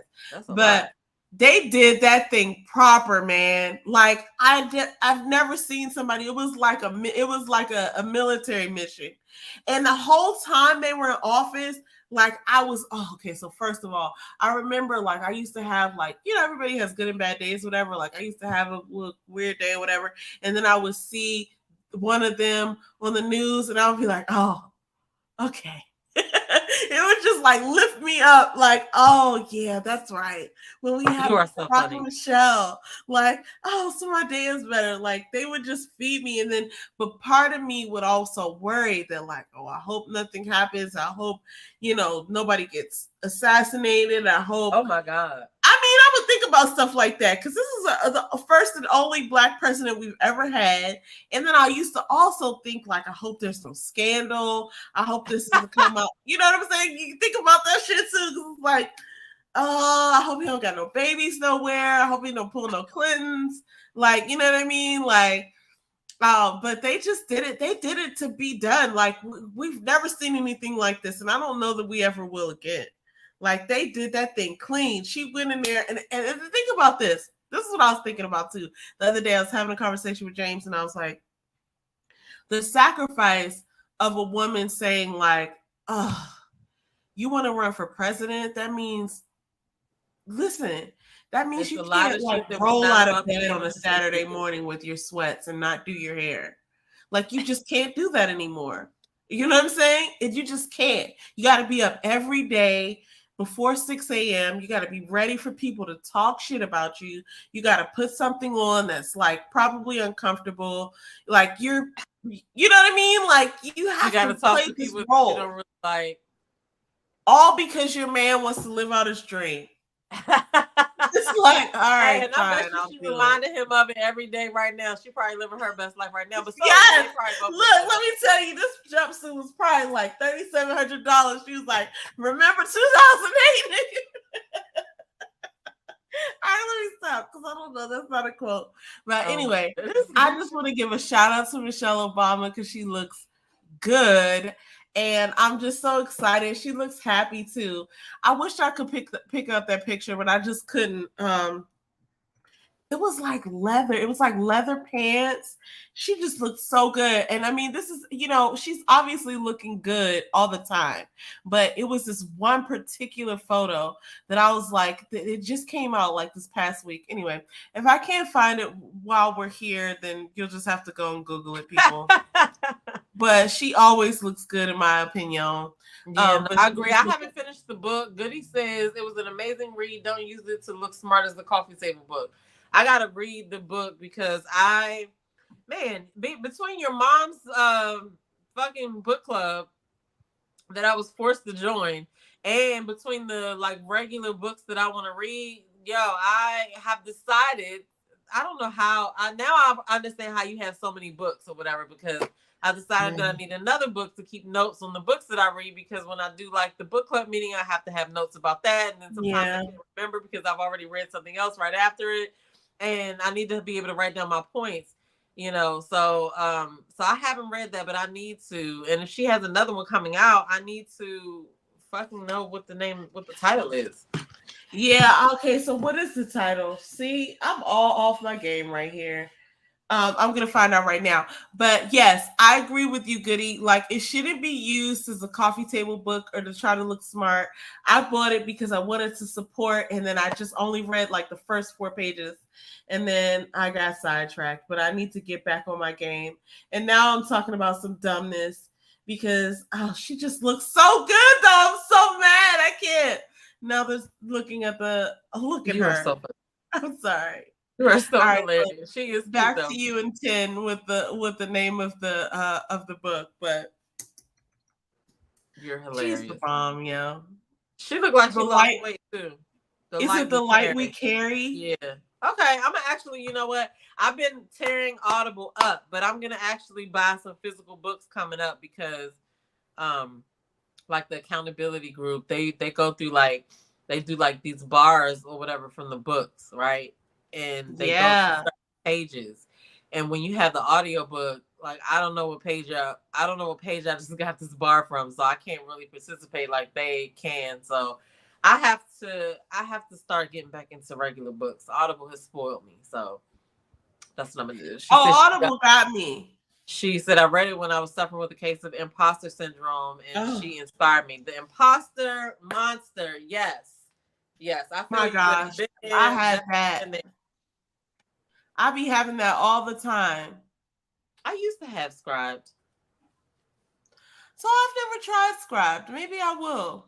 And they have a I wrote down something the other day I just saw a commercial for that I said I was going to check out. It was like I want to say it was like lit books or something is video books or vid books or something like that. Like you can actually it's not audio books, but it's like video books. I gotta go back and look and see see what the site was. But I was like, I'm gonna look and see what that is. But I'm just happy everybody's reading. Like I felt like I started using Audible a lot because I could read more. Like I could read at the times that I wouldn't be able to actually read, right? Yeah. Like so like when I'm driving to work, it takes me an hour and some change to get to work. I can listen to a lot of a book in an hour. So that was the reason why. And I was riding the subway too, and I didn't want to always be like face down in my book. I wanted to just listen so I could see what was going on. But I do have to get back to the actual physical book. So I used to like to Yeah, I ain't tried it yet. I used to like to listen to books while I was working out, and then Okay. that didn't work for me. And then I needed music, but I like to listen to books when I'm cleaning, because cleaning is such like a mindless thing, and you get instant gratification as soon as something's clean. So like if you're listening to something, I've listened to like 2 or 3 books in the last couple months, just by Audible. So, and this isn't sponsored or anything like that, but like whatever you listen to your Audible, because like I be hearing people like sponsored. Listen, we're not sponsored, and if we were, I would say, but I'm gonna need that check first. But anyway, yeah, listening to books, listening to audiobooks is bomb, and I think probably, but I like to, what I like to do? I like to buy the physical book. I like the good physical paper hardback book, not even the paperback. I like the hardback book. I like the smell of the book. I like to make my notes and put my highlights in there, and then I'll listen to the book and then go to the page and highlight the book. Your mother actually reads the book and listens to the Audible at the same time. That's me! I'm like, that must be a rich person, because if I already got the book on Audible, I'm not paying another. But at the same time, remember back in the day, I don't know if you remember this, but back in the day, everybody used to have like Columbia House, where they used to be able to order all those CDs and get them for like yes. Well, there was the same situation for books. I can't remember what the name of it was, but I used to be able to go in there and pick like 4 or 5 books, and them junks would come, and I'd be like, these people are never getting their money. They don't even understand. But I used to have all the good books. But no, I'm gonna get back into the books. Here's what Audible gets me every month for like $14, and whatever they charge you $14 for a credit or whatever, how much it is. And then I found that maybe like in 2019, I realized that like, oh, you lose your credits in 12 months. So if you didn't get any audiobooks, then you just lost your $15 or whatever from 12 months ago. So then I got to this point where I had 12 credits and I had to use them or lose them, because they're going to charge me again, or I could go in there and stop it, but I just didn't want to. So I was like, oh, so that's when I started being like, oh, I'm going to get these Audible books. And now I have a Kindle, and I paid $9.99 for a Kindle charge for my unlimited. Kindle. So it's like, okay, well, it's unlimited for $9.99. So I might as well just go in there and select what I want, and I can listen to those too. But what happens is, I already have the credits. Right. That's probably how they get me, because it's like, oh, they're just credits. Meanwhile, they're charging me $15. You know what I'm saying? They're just credits. Yeah. I got 229 titles in my Audible account, and I have how many credits do I have right now? Right now, I have 10 credits, because I had let them. You better use them or lose them. No, but listen, I keep a running 10 credits because I buy 2 or 3 books a month. Okay. So, well, the reason why I have a running 10 credits, I'll be honest, is that I let it go for a long time. I guess like 12 months before I did it, and right when I got that note to say that it was gonna expire, you still lose it. It told me how many I was gonna lose, and so now, since I'm in the book club and I'm doing the morning meetup, like I have at least two books to buy, but I still buy like more, because there's always somebody like Eric Thomas. And so here's my issue. So if I had all those books are heavy to move. Then you got to try to sell them or donate them or whatever. So that's one of the reasons why I stopped. But I am going to buy some books physically, because I want to. So I get a credit for my job. It's part of our wellness benefit that they reimburse us for any kind of book that we buy. And so that's one of the reasons that I use, one of my excuses, that I'm like, I want the hardback. You still got to put it somewhere. So eventually, I know, but I love it. So I remember when I was moving out of a house one time. Well, actually, was it when we were moving out of that house we rented from Therese? And I had all those books, and I had to take it to that. What was the book place? I had packed all of them up in like several boxes, and I took them. I don't remember. It was a book place in College Park that resells books or whatever. I had like 3 big ass boxes of all those fucking books I ordered for a penny back in the day. Oh my gosh! But no, I had like all, because I used to read all the time, and I had hardback books, and then So now I'm only going to buy certain ones because I just don't have anywhere to put a whole bunch of books right now. And then some of the books, like, I like the fact that when I read on Audible, I could be like, that was some shit. Give me my money back. And I can give my money away. You know what I'm saying? That's horrible, but I love it. But anyway, she said, well, yeah, I'm just going to make James move all the books. All the books that I buy is his job. Just cancel Kindle. I need another charger. I can't bring myself to cancel Kindle. Okay, let's go on to the next topic. She said they disrespect you by giving you $1 for the book. Kindle, yes. See, now in Audible, you get your whole fucking credit back, okay? And I need what is this? This is a small Kindle that I had, but I need a charger for. Get in here! Stop barking at people. Get in here. But I need a charger for it because I couldn't. I had that packed up or whatever. But anyway, I'm going off. What were we talking about? So this is our next topic. It's not really. I mean, I would say it's a sad one, but it's not really like, you know. This is Todd and Julie Chrisley, who we know from the Chrisleys on Bravo, and they've unfortunately been arrested or something for bank fraud or something of this sort. I believed in them, but I also didn't. Like, it's odd because okay, wait. Okay, you're gonna fill me in on this because I don't know what the fuck is going on. Who are they? So they were on a Bravo show called The Chrisleys. It was kind of like, so they have all these big Bravo shows nowadays. You probably didn't see it, but I'll try to pull up a picture of the family. Is it worth a replay? Not really, because here's the thing that I started to get from them. It's like, it seemed like staged reality TV, right? Okay. Like, it's just one of those things where you're like, oh, like, this is a fun, wholesome show, but it's obviously not like a real show. Like, you just like, oh, it's what's on the TV while you're making dinner or something like that. Okay. Like, you're not really like, what's going to happen in the next episode? You're just kind of like, whatever. Like, oh yeah, I know who they are. And they've been on TV though for like a good maybe 7 or 8 years. I'm gonna bring up this picture. Like, I know I've heard their name, but I can't figure out, like, when everybody's talking about, like, because what I heard people saying was that I like the grandma. The grandma's name is Faye. Okay. Because this is the grandma right here. Okay. Because she's like really super funny. Like, she doesn't care. Like, she gambles, she drinks, like, she makes weird comments. People were saying that they felt bad for them. So I was like, who are these people? I don't really know these people. I feel bad for Grayson, and I feel the Grayson is this guy right here. And we saw him as a young kid. Maybe he was like 8. And then this girl, Chloe, who is like adopted. And I can't remember how she's actually related to them, but apparently she's related to them, or she's like the friend of the family. I don't know. I think she's actually their granddaughter or something like that. But they adopted her maybe a few years back. And I always liked the daughter. Chase is the son. Like, Todd and Julie, they're cool or whatever, but like, you could tell it was like a little bit of fakedom in there. It was just like not a real reality. She watched reruns. Nanny Faye. Nanny Faye. I love Miss Faye. Like, I just get good vibes from her. I feel like she is a good. She's a good dude. Is that a wig? Probably, but I feel like it's. I feel like she's cool.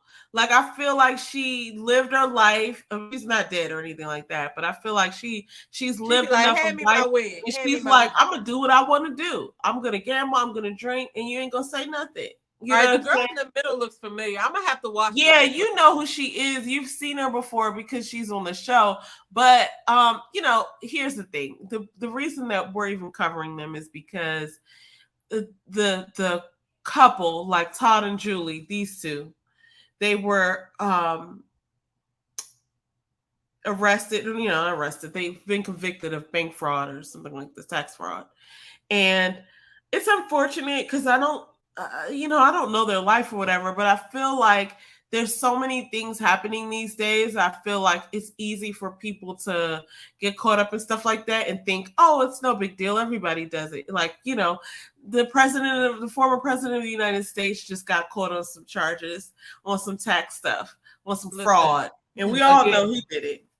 Again, though, this is another situation where it's like one day you fucking sipping mimosas and fucking poinsettia drinks on the fucking beach, and now you gotta get 12 and 7 years in prison for tax. That's crazy. It's wild. And I you know, I kind of feel for them, but I kind of don't, because my Black people are going through more. That. But at the same time, it's unfortunate, and I don't want their kids to go through whatever, but you know, our kids go through stuff, you know, so. It's true that, and we have to have conversations that they don't have to have. But you see Goody's comment? She is their biological granddaughter. Okay, that makes sense. The tall son in the back was addicted to drugs. Oh, let me go back to that picture. Right. Okay. So it was his co-parent. They adopted Chloe. That makes sense to me then. Yeah. And I mean, and there's stuff like that. It's like, you know, they adopted her, they brought her on the show, and it was like, you know, you could see who they were. Like, I don't think you can really hide who you are when you're in a reality show. Like, you can make stuff up, you can stage stuff, but you kind of just like, you know. I feel like the thing that people forget about reality TV is that, you know, yeah, you might have some scripted parts, but your real self is going to come out. You might not like it, but it's going to be revealed. I appreciate what they've given as far as like, oh, this is a good picture. I got to bring this up. This is when Grayson was little. She said, replace them with Trump, free my white homies. Oh my gosh. Free my white homies. I like that. This is like a wait, okay, so go back to the other picture that you just put up. So the one before that, I want to see. So he looks like that now. I mean, he looked like that then. Well, the one that you just showed, how big is that little boy now? Grayson. Yeah. Oh wow. Okay, this is how I met Grayson. He's so when I didn't meet him in person, but when I started watching the show, he was so smart and cute, and I was like, oh, he's a little firecracker. Like, I love this kid. Like, he just has so much to say. He's so sassy. He talked back to his parents and get away with it. And I just really appreciated him. But Toe goes up for the blacks for his baby girl. Todd goes up for the blacks for his baby girl. I can dig it. Anyway, it's sad to see this, but you know, just like who are those people on Real Housewives of New Jersey? Remember when they got sent to prison? And it seemed like a long time, or even Apollo's out now, right? It's like these 8 years are going to pass by so quick. You guys just hang on in there, and you're white, so you'll probably get probated. Like, you know, here's what the thing is. You'll be out in no time. You'll be all right. What you say? I said you'll be all right. I mean, because the thing is, you know, like, it was something that it's not like they were wrongly accused. I guess they proved it in court, but I'm going to go back and I'm going to watch the show. How many seasons was it?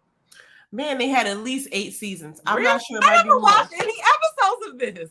You are off your rocker. I'm going to send you some, but it's on Bravo. Yeah, all right, now let's talk about your boy, Vanjo. I go to certain so this is one thing I do want to say too. I don't know what the people who aren't watching YouTube are watching all day, because the drama it's on YouTube is far more like riveting than any cable show I've ever watched. Like, I mean, in the last couple of days, I watched, you know, so many different dramatic things. But so I don't always go to cable unless it's something specific I'm looking for. So I'll be browsing around. So I never even looked at this ever.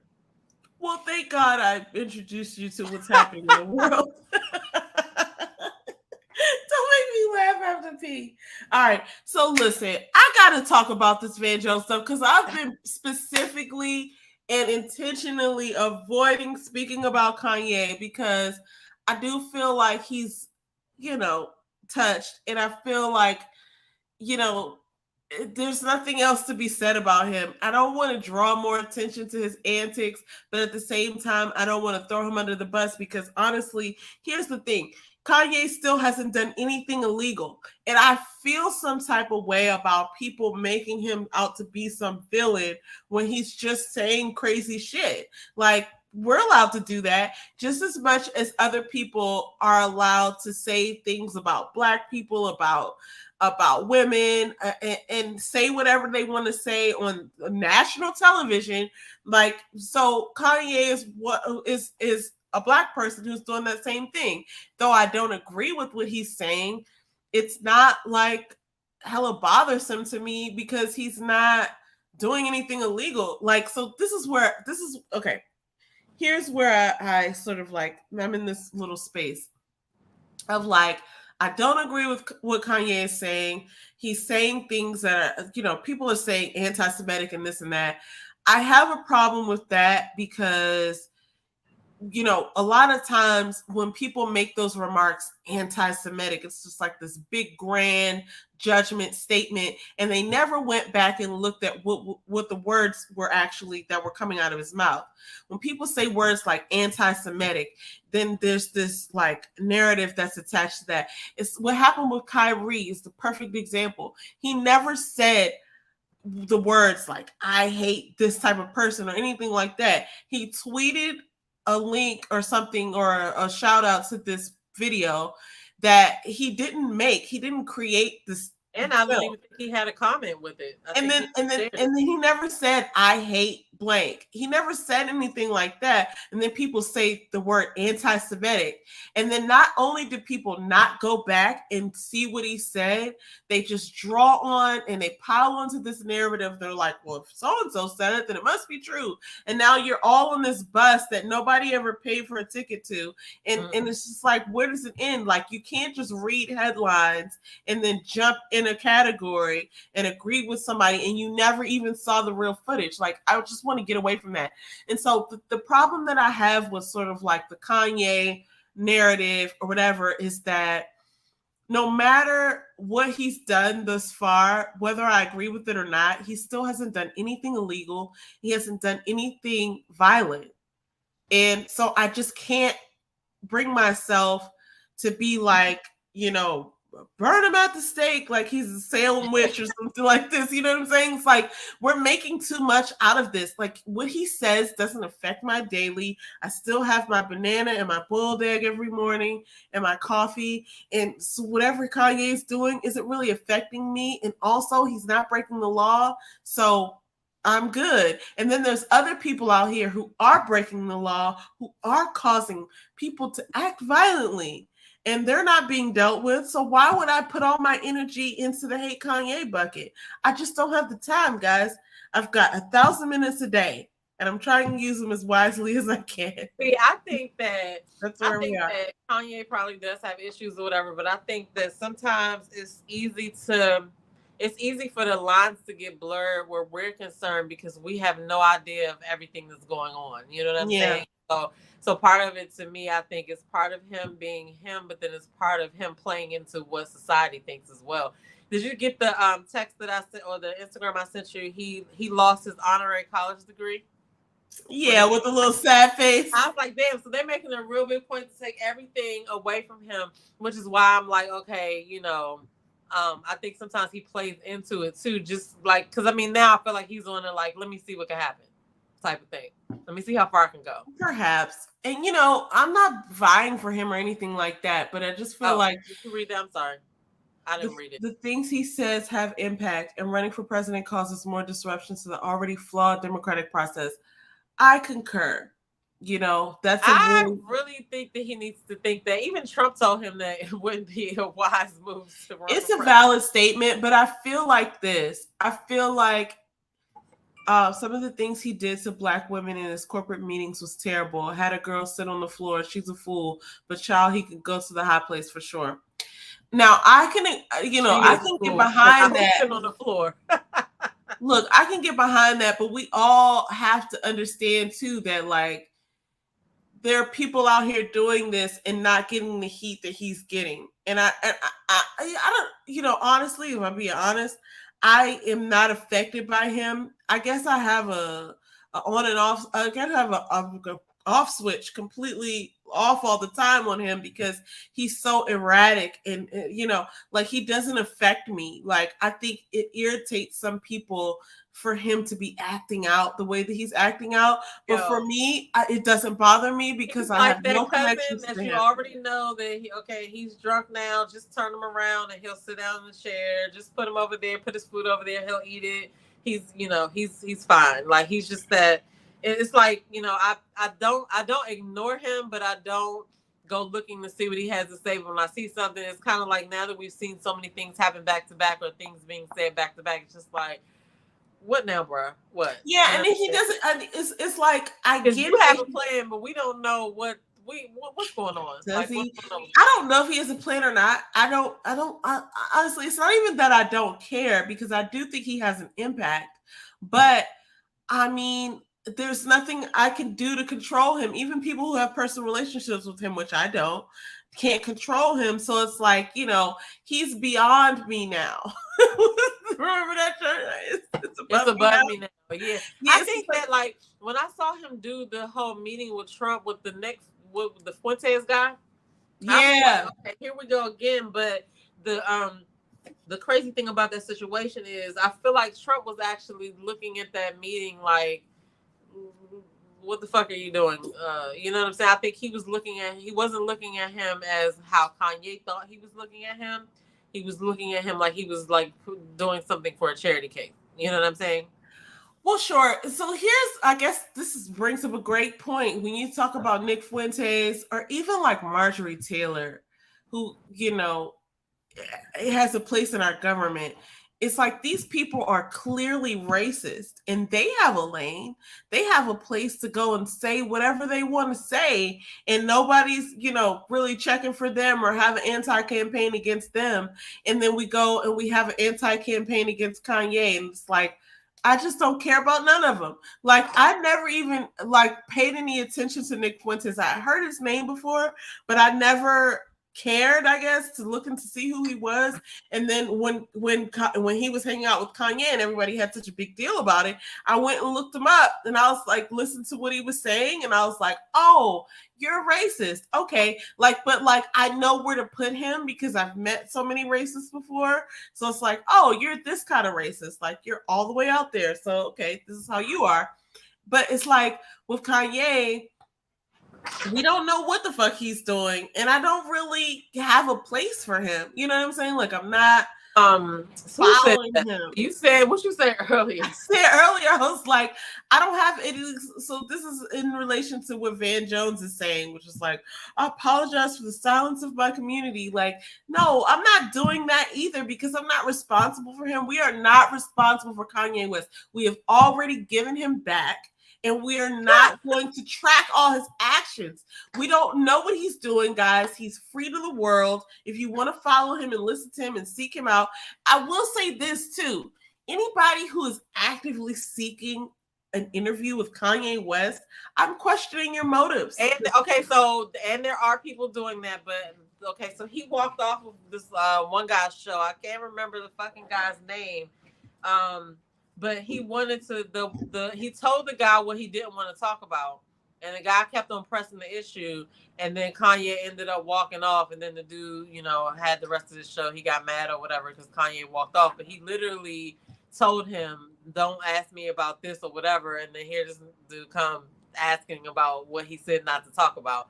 So he walked off that video. I find it when we get off the thing, I'll send it to you. Because I'll send you the clip that somebody reviewed it, so you don't have to watch the whole thing to see what happens. They kind of break it down or whatever, but I think it's fitting. Of course they would ask him the question because anybody is like, this is look, Kanye, if you're watching this, check it out.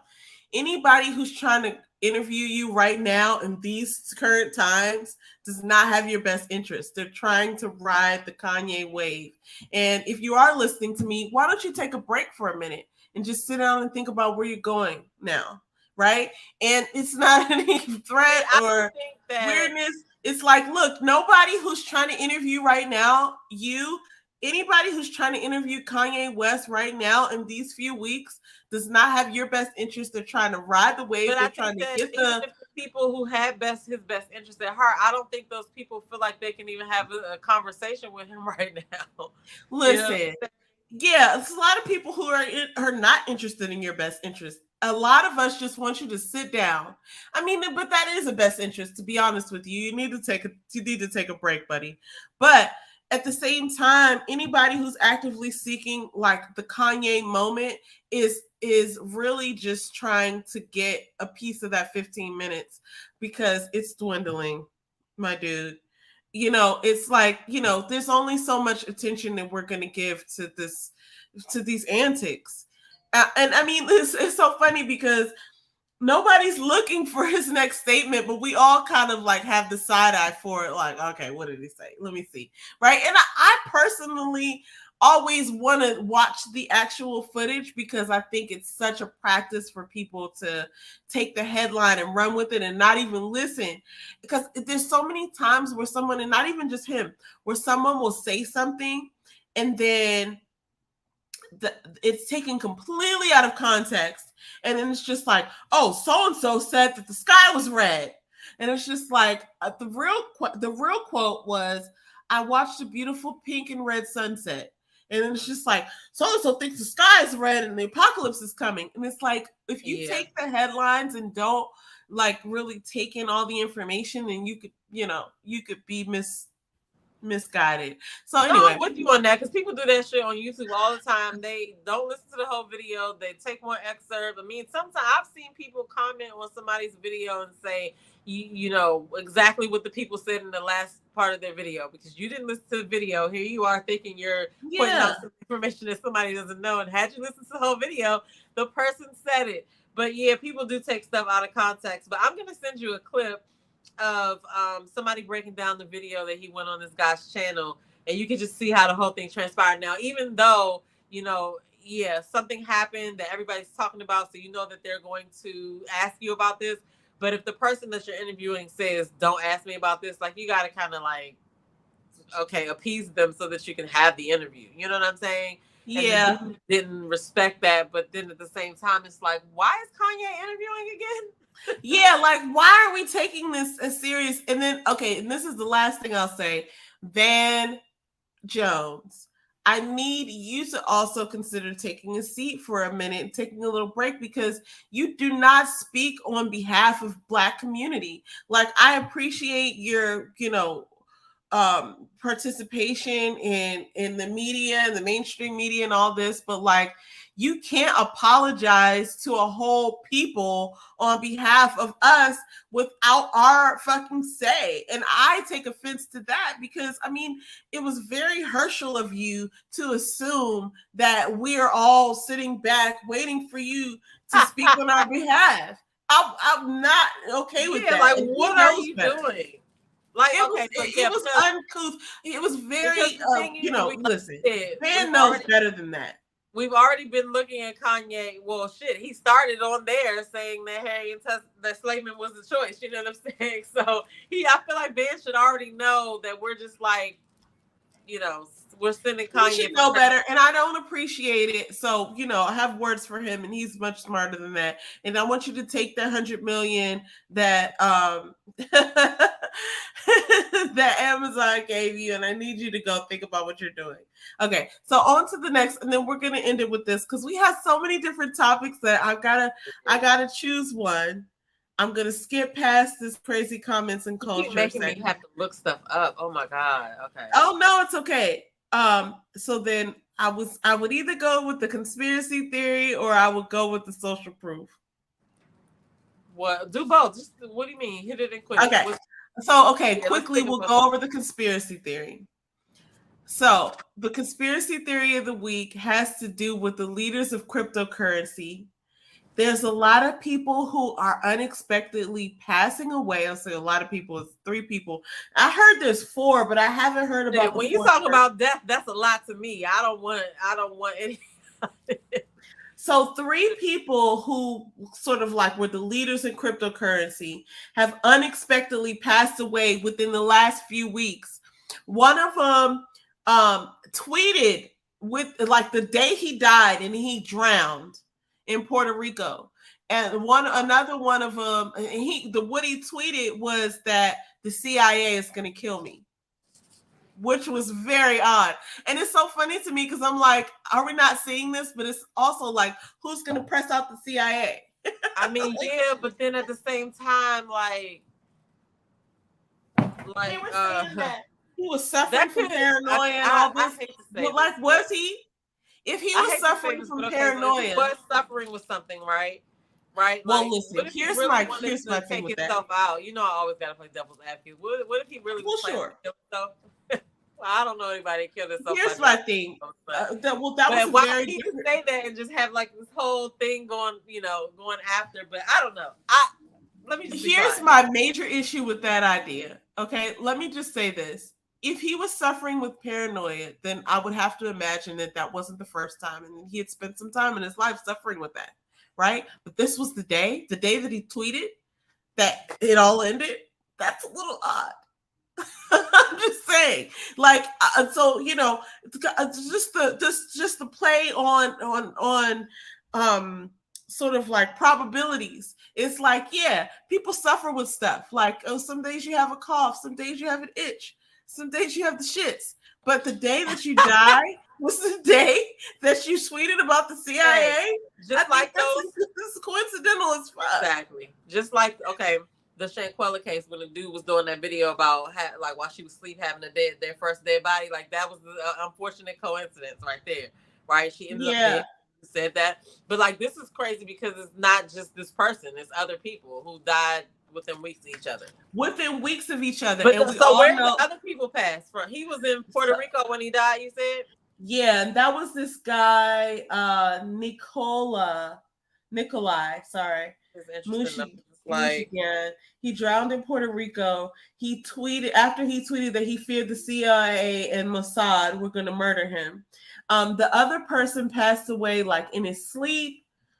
And then another person, oh man, I knew this. Sorry. Fourth crypto billionaires. So it's 4 of them really. So somebody said there was a fourth, but I couldn't find out who the fourth one was. Yeah, said on there, just said fourth, but that's crazy. That's crazy. So we got 10 dies under mysterious circumstances. He died in his sleep. This is the one that died in his sleep, like I think 2 weeks before. And then there was the third person who was Vaishlan. Anyway, I just think that's super odd because people talk about, and then here's the weirdest thing is that. But like, what would be the reason? I don't know. I gotta go look that up. A helicopter crash. Yeah, that is not. So none of these people died of like natural causes, right? And it was all in several weeks, like in a short span of weeks, and they all had ties to the same industry, which is also questionable. Like, you know what I'm saying? Like people have been talking about cryptocurrency.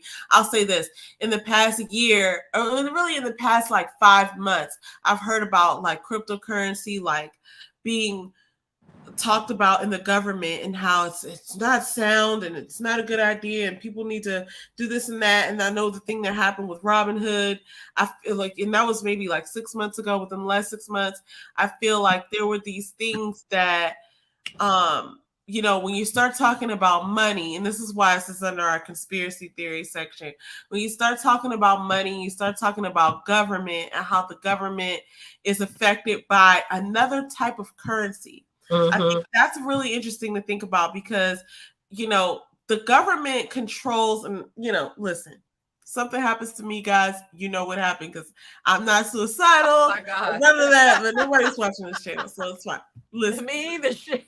My thing is this: when you talk about currency, we know that currency is controlled in America, in the America, you know, in the United States, our form of currency is controlled by the government. So the government can, I mean, you can even look this up. You don't just have to take my word for it. In fact, I don't want you to take my word for it. But like paper money is printed by the U.S. Treasury. Now, the U.S. Treasury is not a bank, but they go by the name bank, but they're not a bank. And funds are created by bonds. And so they can just basically, in so many words, create money out of nowhere.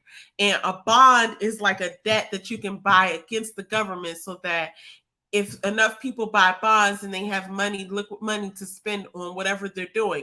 Now, once you vote somebody in to an office, you just don't control what they're doing. You have no idea what they're doing, really. At all. How we're working the same hours they're working. When was the last time you went down to the Capitol and got in touch with anybody, right, that was making right, having an effect on your everyday life and the laws that you live by?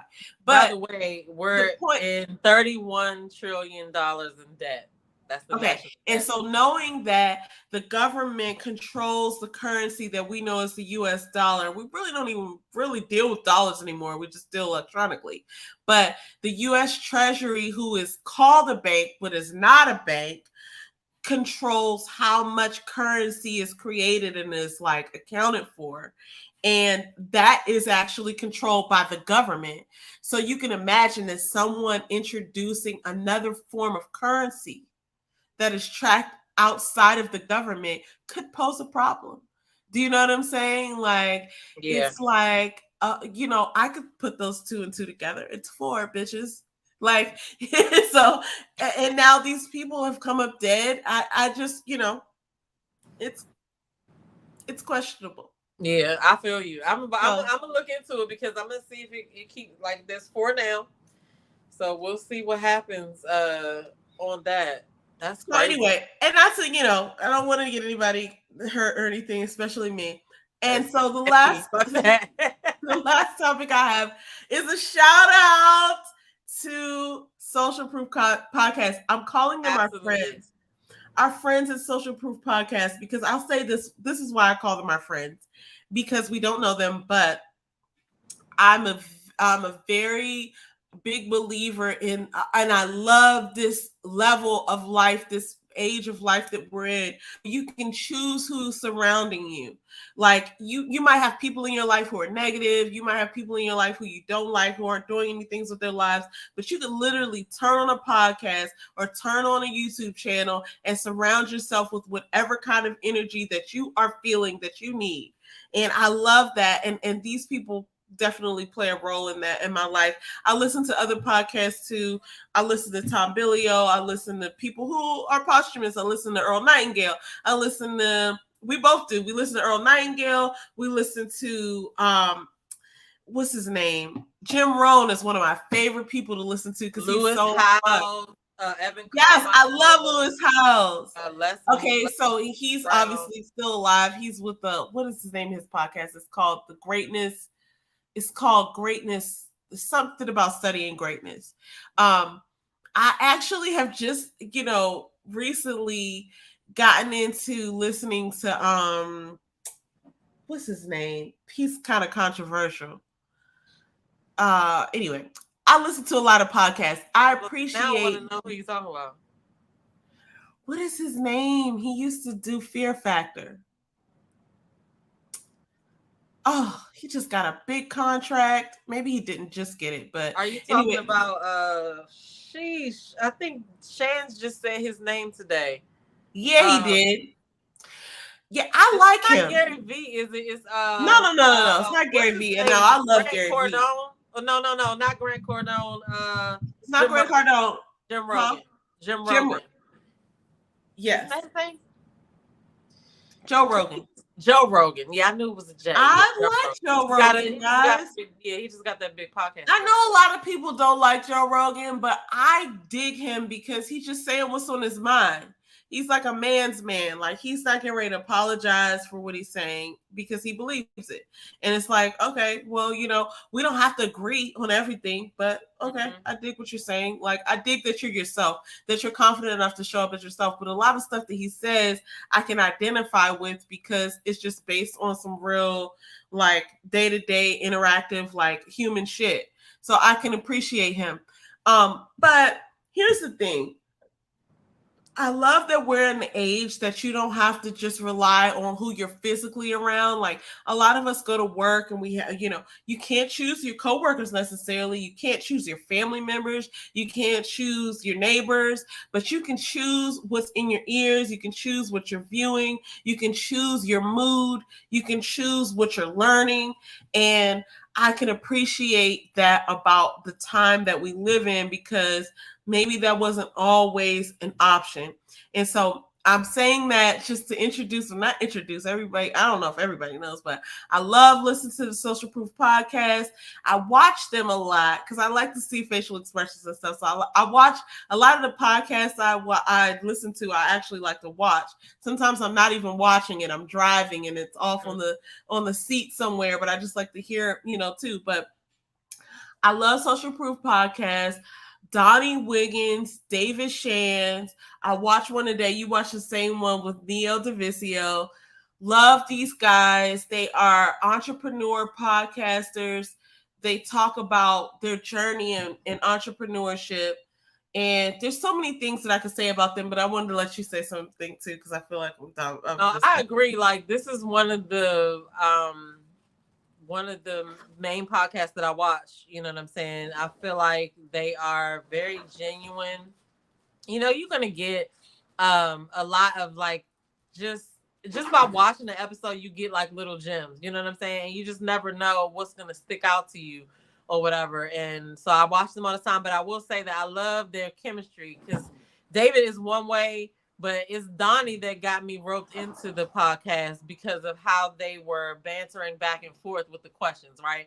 And I just like the way that they present their self or whatever. And she has her own thing going. I actually the challenge that I did last November with that Fit with Miss Gina, that's actually her business coach. And so she got her to be able to get her, workout videos into a course and learn how to promote them and how to do whatever she's doing on Instagram, whatever. But they both be having some bomb advice, you know what I'm saying? And it might seem like, you listening to a person that is like already rich, right? But they weren't always rich. So that's kind of why I like them because they're able to, really give good, advice, but you just have to like put the shit into action. So I like them. But anyway, but even still, even if you don't like them, like if they don't stick or somebody, I guess you don't jive with them, they are connected to so many other entrepreneurs that is crazy. I feel like the reason why I really like this circle of entrepreneurs that we kind of rotate as far as like between Instagram and YouTube that we watch is that they all are successful Black people. Some of them are very young millionaires. Some of them are, older, but I feel like there's some gems to be dropped. So I definitely recommend Social Proof Podcast. If you're an entrepreneur, especially if you're trying to start a podcast, especially if you're trying to do YouTube, especially like they got some good gems. So that's all I have to say about them. I agree, and I'm just gonna continue off of that because we had a conversation. This is one of the things that kept us from coming on at the time that we wanted to, but we were just having such a good conversation about how there's so many things that we're bombarded with on a daily basis, just all of us, just through media, through text messages, people trying to sell us stuff. And one of the things that is prevalent right now is people trying to sell courses. And one of the things that, it doesn't bother me, but that dawned on me is that, you could buy a course from anybody, but how do you know that it's legit or that it's worth it, right? And one of the things that I'm starting to realize is that you really have to watch how a person moves. Like, you shouldn't just buy something from someone that you never heard of before. And part of this like social media experience is connecting with people who you vibe with, and I guess that's why they say consistency is key, because a lot of the people that I vibe with have been on social media for years. So, they're not necessarily going anywhere. And if they are, like, I've watched them and interacted with them for years. Like I feel like I know exactly who Gary Vee is because he's shown up as the same person for the last 9 years. You know what I'm saying? Like if he's gonna switch up or if he's been faking this whole time, then joke's on me. But I think one of the things that and I realized this on Black Friday when I got so many messages from different companies and entities just trying to be like, buy now. And it finally hit me because we're trying to buy a house. And it's like, I literally actively had to avoid my phone. This was a real experience. Like on Black Friday, I put my phone away. I was like, I can't handle this because I was getting emails. I was about to buy something. Well, I slipped up and I did buy a couple things. I'm not gonna lie, but those things that I bought, I thought about buying before Black Friday, but like on the actual Black Friday, I was like, yo, this is a bit invasive. Like, how did all these companies get my information? Like, I was getting text messages. I felt like people was about to start calling me. I literally had to put my phone away because I was getting all these pings and like, and it's like, I could spend money, but like, why would I do that when that wasn't my intention starting out the day? You know what I'm saying? Like, so I was just like, okay, this is a little weird. And then it started to dawn on me, like, so some of those messages were from people selling like courses and, information. And so it kind of got us started early on this one conversation about the mango tree. Because it's like, oh, certain people have information and they're willing to share it. So like, these are people, and I'm not like, this is not sponsored either. None of this is sponsored. But like, I'll say that I do myself personally, I trust the Social Proof podcast. I trust David Shands. I trust Donnie Wiggins. I trust Neo. Like, they're not saying anything outrageous that I hadn't thought was true before they said it. They're just saying it in a way where I can relate to it. And now they're implementing it and they're being honest about what works, what didn't work. Right? Mm-hmm. Like how the thinking that they told me 8 months ago that they thought is not how they think today. Like, I feel like that's one thing that you should be thinking about when you're following somebody, when you have somebody in your feed who's saying things to you on a regular basis. Like, you should probably think about whether they have integrity, right? Like whether they're just trying to sell you something or whether they're really trying to provide value. And for me, Social Proof Podcast does provide value. Now, there are times where I get completely wrapped up in them doing their thing that I get engrossed and I'm like, I gotta do something now. Mm-hmm. But that's me just being, sort of like me and impatient. But in those times, I just have to like calm down and realize that like I'm living my own life and I'm so happy for their success. But that doesn't mean that I have to go and implement all these strategies that they're doing because I'm not doing what they're doing. You know what I'm saying? Right. I think that's with a lot of people, but I will say for the most part, like you can tell when you vibe with somebody and you trust them, you trust what they're saying, they're not lying, and that's what they are for me. Like the Social Proof Podcast. Shout out. I agree with that, and I also agree with the part of not getting wrapped up in what they're doing. Like sometimes you can be like, oh well, like for me, this is how I relate to that. Like they keep talking about certain not job opportunities, but certain money-making opportunities of a thing to do. And I have to tell myself that was never your plan. You were never thinking about doing that. Focus on what you wanted to do. You know what I'm saying? Because all these things sound like great ideas, but you can't get distracted. You got to focus on your own shit. And like you said, if they're giving out mangoes, there's a line, you got to explain it like you explained it. All right, let me talk about the mango tree vibe. And this is no shade or hatred to what anybody's doing. But, there's this idea that like, oh, you heard that these people have these bomb mangoes and you're like, oh, these people are over there eating mangoes. And you're like, oh, I want one. Oh, there's a line. If you stand in this line, the person at the end of the line is going to tell you how to get these bomb mangoes. They're going to tell you everything they did to get this mango. And then you're going to know. And you stand in the line and there's like 100 people in line. And you're like, okay, I guess I'll just wait in this line so I can talk to the person at the end and they can tell me how I can get myself some mangoes. Nobody ever steps out of line and figures out like, there's got to be a mango tree around here somewhere. right? Like I can probably figure out how to get one if I knew where it was, if I just explored. And I'm not trying to take anything away from like taking courses, because I'll just be transparent. I took David Shands' course on podcasting, very, very valuable. Have implemented several of those things. We were actually doing a lot of the things that he suggested. He gave like a list of like maybe 24 things. We were doing like maybe 19 of them already. So it was like, oh, okay. And that was another thing. It was like the validity of like, oh, this is confirmation, because he just suggested that we do 5 other things. And that just means that all the things we thought of doing were indeed good ideas. Let's double down on those. I've also taken Neo's course. That was a completely different experience. I love Neo, but he's so intense. And he's one of the people that'll make you jump out of your skin and just try to run and go get it. And then it's just like, well, that's not even my life. You know what I'm saying? Like, that's his life. And he's so good at what he does that he just inspires you to go and just leap beyond your own dreams. But, sometimes you got to just like sit down and be like, what do I want? Who am I? And what would I do? And so the mango tree sort of example is just that, listen, all these people out here with courses don't necessarily, you don't need to buy everybody's what they're course. talking about. Like, you still have to, just because a person says that they know something or they have something for sale doesn't mean that you need to buy it. Like, you still need to vet it like anything else or whatever. But there are some bomb courses out here and there's some bomb information to get.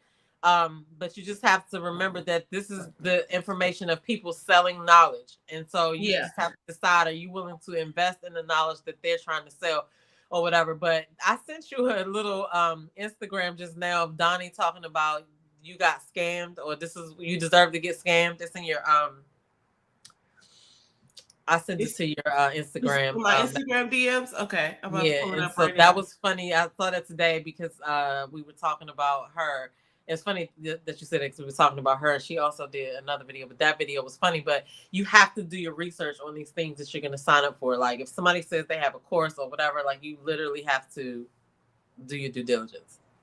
So do you want me to play this? Yeah. Let me be quiet.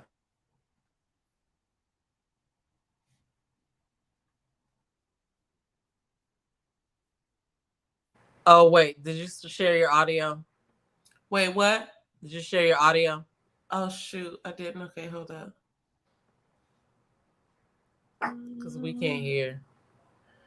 Okay, so I got it on mute right now. But oh, okay. Okay, that's why we can't hear nothing then. Okay. All right, wait, hold up. Let me I thought you were playing. Sorry. You hear? No. So that's why. Because I must not be sharing my audio. But I mean, if you could hear me, you should be able to hear. I can hear you. Am I presenting? Yeah, you're on there. That's so weird. Okay, hold up. Let me pray. But I can't do nothing with, like, when you click the thing and you got to click that little button to say share system audio as well. Like, unclick let me take this down. Let's see that. Let's remove it from the screen. All right. Close your, well, no, don't do that. Unshare your screen. Like, say stop sharing. And then go back to share it. And then it's a little button at the bottom that should say share system audio as well. You see it?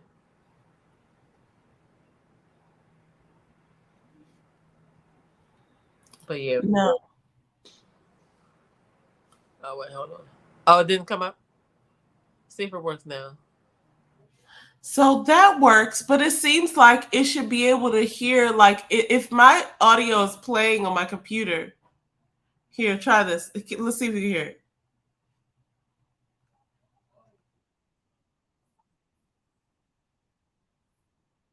You can hear it? I can't hear it. I don't know if the audience can hear it. Can y'all put a one if y'all can hear it? I don't think they can. Maybe it's just me. But you have to, if you don't share your system audio when you share the screen, like when you click and it asks you which screen you want to share, it's a little box at the bottom that should say share system audio. Like right before you, let's see it. When you're, oh, okay. I think I see it. It says Okay, sorry guys. I feel like Yes. I'm having a senior moment. Share screen, present, audio. I thought it was on. I mean, jeez Louise.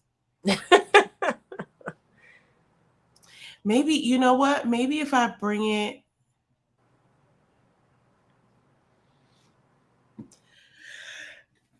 I'm so sorry. All right, here we go. Let's see. All right, go ahead. Maybe if I. Oops, sorry. Where is it? All right, guys. I'm having a. Excuse Bless me. you. I'm having some issues over here. Probably because we've been live so long. We've taken up a lot of your time today. But I You thought this still, was fun. you still couldn't hear it, huh? I can't hear anything now. That's cute. I like that. Damn. Oh, sorry. Okay, so now I've done taken the screen all off. That's my screensaver. All right. I don't Did know you if I'm play it gonna. again? I did play it again, and it didn't go. So if you can't hear it, I didn't see you do it. Let's press play again. That is so crazy. I don't know what's going on. Okay, well, whatever, guys. Sorry you're not going to be able to hear it. It was funny as shit. You know what I'm saying? But to piggyback on what we were talking about, definitely follow the Social Proof podcast and follow Donnie Wiggins. She's a business coach, so she has a bunch of different good videos and snippets about that stuff on Instagram or whatever. So definitely look her up. Shout out to them. But yeah, you got to watch that too when you get off. I definitely will. But I appreciate it. I got to figure this whole thing out because I don't even know how that can be shared. But I appreciate what they're doing. I think that we all, have owe it to ourselves to just like take a look at what we're being exposed to, right? Like if you're following somebody and they drain your energy or they're not giving you good information that's like uplifting you, then you should consider like maybe not following them. That's not what I get from the Social Proof podcast. I always get something good, something motivational. So, you know, that's just something that I wanted to share because we're all just having our own journey and our own experience. And if you're not enjoying it, you got to really take a look at why you're involved in that. Like, why are you going along with this if you're not enjoying it? You could, Yeah, because bump that. one of the things that I'm going to say is I've already said it in one of the Vlogmas videos that I've recorded. It's like, if you're not enjoying your life, if you can't look forward to something in your day every day, not you to enjoy every single moment of the day, but if you're not looking forward to some personal time or something that you could look forward to every day, then understand that you could run away if you wanted to. But chances are you're not going to run away because you could create whatever life you want right where you are.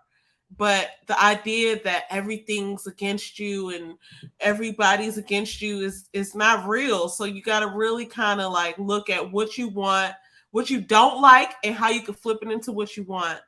So And anyway, believe that you can change it. That's the whole. this is Thing. all So a on lot of my. people, a lot of people don't even believe that they could do some of the things, like the stuff that I'm watching them do. Like, okay, it's great. I see that. I wouldn't have thought of that because that's not my ministry. Like, I wasn't growing up thinking that this is what I want to do, but now I have my own thoughts of what I want to do, and it's not the same as what success looks like for them. Success for me is something different. But she was able to buy her mom a place to live and stuff like Yeah. that. That was one of her goals for what she does. So you have to figure out, based on what your passions are and what you're doing, how can you make that equation work for you, not how can you make your situation fit the equation. That's what people usually do. They try to be like, oh, well, they did this and they got a vending machine over here and then they got an event space over here, but that's not what you wanted to do. So you need to figure out what you want to do and how you can put your own finesse on what you're doing, because the bottom line is this, that people don't even really realize it. Like when you think of going into business for yourself or doing something, you think, oh, I have to have some great product to sell people, or I have to have, no, you need to figure out what it is that what it is that you're passionate about, and how can you help somebody. Because if you have a solution to a problem, then you ain't got to sell shit. You know what I'm saying? People are going to come Yeah. to you with a solution. So that's the hardest part, is figuring out what that is that you have in your universe that you could do like they did. Because, I mean, a lot of these people that do stuff like this, they're Their secret background is network marketing, which is why they're so great at motivational speaking, because that's all network marketing is. So once you realize that, I go into it understanding that they're always trying to sell me something, but I'm only looking to purchase whatever I'm looking to purchase, right? And I'm not going to be guilted into buying anything. The things that I have taken a part of, it's like, yeah, I've watched you, I've seen you do this. I'm going to need to get some of those gems. You know what I'm saying? Yeah. It's not even that you're trying to do what they're doing, but sometimes you might even, like, as a business owner, you might even sign up for somebody's like newsletter or go to their website just to see how they run their holiday marketing. I don't really want anything from you. I just want to see how you do. How many emails do I get a month? How many emails do I get for this? When I don't order something and I go in, do I get an abandoned checkout email? Like stuff like that you don't even think about when you're starting off business. You're just thinking about, oh, they want this for that. They're charging this for that. They're charging this for that. And it's like really, it's really a science behind all that stuff. So I don't know. I'm learning a lot. I like them. I watch, like I said, when you watch multiple people that are doing great things, have conversations, so many gems come out of the conversations. And that's all I can say about them. Like every conversation I watch with them is entertaining, and it's always something that's like, oh, I didn't think about that like that. Okay. So anyway, that's all I have for that. Agreed. Yes. Everything you just said, I agree with. Yeah. So so tomorrow I have so I told you last week I'm in the morning meetup with David Shands, and they bring on guests and some of their entrepreneur friends sometimes. And I'm really in there just to hear what the hell they're talking about, because I want to know what everybody's doing with their business. And that's the main part that I get out of the call every morning. But tomorrow, Myron Golden is going to be on there for a Q&A, and people are going to be able to go and ask him, their business questions or whatever. So I'm just going to be there listening and just getting inspiration, because I don't have a question. So that's that right now. But I guess you put yourself in the room and they say, and this is real, they say you are the equivalent of the 5 people you hang around, right? And this is what's great about our current technology situation. You can choose who you're in the room with. You can choose to be in the room with Myron Golden tomorrow. Like, a lot of people aren't going to be there. Majority of people aren't going to be there. I actually looked at that. I looked at how many views his videos got on Shan's channel, and it's not as many as I felt like it should be, because he'd be giving pure gold. You know what's crazy also is that in that video today, Shan's talked about the number of people that he has in the morning meetup and how many people show up. Yes, like half. Or that is interesting less. That people would pay to just not show up. Well, they just pay it and then they're like, whatever. Like, it's the amount, how much it is? It's the amount that we pay for streaming service. So sometimes I watch it and sometimes I'm watching YouTube. True that. So it's I pay an ungodly amount for fucking cable. I be thinking every month I get rid of this motherfucking cable bill, because what the fuck? So, yeah. Anyway, the amount that Chance and I think the Neo was right. He could charge more easily, definitely, for the things that. I mean, even just for somebody to come out and be like, I'm going to implement this one thing and then turn around and make $5,000 off of it. It's like, yeah, like it's worth more than that. Yeah, because that's the risk that you take when you're helping people with their startup phase or while they're in their business, and you help them do something like that. Like, you could create a millionaire, you know what I'm saying, based off of your advice or whatever. And it's so interesting because he was saying that, so basically what he did is this. He's making money off of his podcast. It's a 7-figure podcast, and he has all these other deals. And then you get into investing, right? But he is it's like this, okay? If he okay, let me figure out how I want to say this. Just spit the shit out. All right, he's basically living his best life, because when he started his podcast, this is what I feel like he did. He's interviewing all of these like successful people and people who are making moves and stuff like that. He was making his own moves at the same time. But whenever he gets into a conversation with somebody that like Neo, he always gets he always learns something, or he always Yeah. figures out something that he can implement in his business. And I feel like that's why he interviews these people, so he can get all. Absolutely. It's his opportunity to learn real time. And I think that's one of the great things about them is that I don't hold them to any sort of standard, like, you know, you break, you buy, like type of thing. It's like, that might have been a little racist, but I didn't mean it like that. I don't hold them to any type of standard where like they are a warranty, where it's just like, I took your advice and it didn't work for me. It's like they're literally implementing strategies as they're learning them. And we can see that some of them are very successful. And then, you know, then they'll come back 8 months later and say, you know, remember that thing I said about this, about how everybody should be starting a business. I don't really think that's the truth anymore. I've learned this, right? It's just like they, or just like what Donnie was saying about how like I miss coaching people. Like I was getting something out of that. There was an exchange happening there. And there was even one a few ones back where they didn't say this explicitly, but what I took away from it was he was talking about how I don't know how to hire people. And they were talking about in one of the ones maybe like right around that time about like get what, you know, you should be getting more out of your job that they're giving you. Right, like I'm getting a certain salary, but like I'm putting myself in. I'm in position to learn on their dime. Remember we talked about that like a year ago, maybe less. It's just like I get to learn how to do this and how to function and how businesses work from this inside seat, and they're paying me for that. So all the opportunity that I have to like learn or implement some strategy that I think might work or follow some process that you know at my whim is all up to me, and I don't have to pay for it not working out.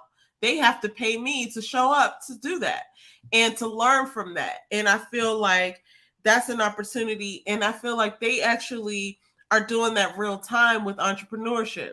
So some things that they're like, oh, I'm going to try that, and then maybe it doesn't work, and they'll come back. I mean, you got to see their, for as long as we've been watching them, we got to see their studio grow. We got to see different business processes that they put in place based off of the conversations they were having with the people they were having the conversations with.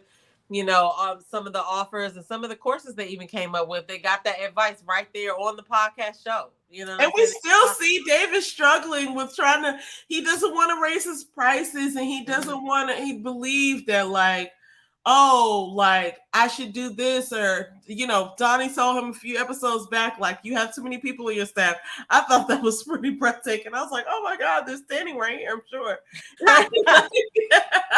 But it's funny though, but she be giving real advice. Like real advice is like, okay, and then they use real examples. They use themselves as examples, and they say like, you know, this is what I'm working on.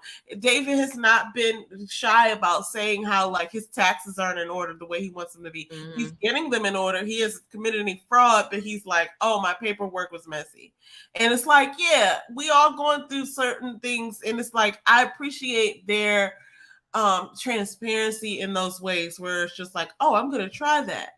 You know what I'm saying? So you know, you gotta look for yourself and figure out, you know, but I do want to drive home the point that, you know, we're all on social media, and it could be either a huge distraction from your own life that you're living, or it could be a tool. It's all depending on how you use it and what you need and how you want to be approached, or you know how you want to react from it. It's not something that, you know, let's not be programmed into just clicking on an app because it's available. Let's really like take the time to say to ourselves, okay, here's what I'm trying to cultivate, and here's what I'm in search of, instead of being at an effect of what the programming is, of what is attractive. Like don't be reactive to life, be proactive to life. Like, what is it that you like? Do you like knitting? Do you like painting? Do you like lighting? Do you like sunsets? Do you like, you know, whatever you like, construction? All that stuff is for you out there. There's people creating content, and guess what? If there's no content out there for the stuff you like, you should be the person to create it. But we shouldn't. You got to make it.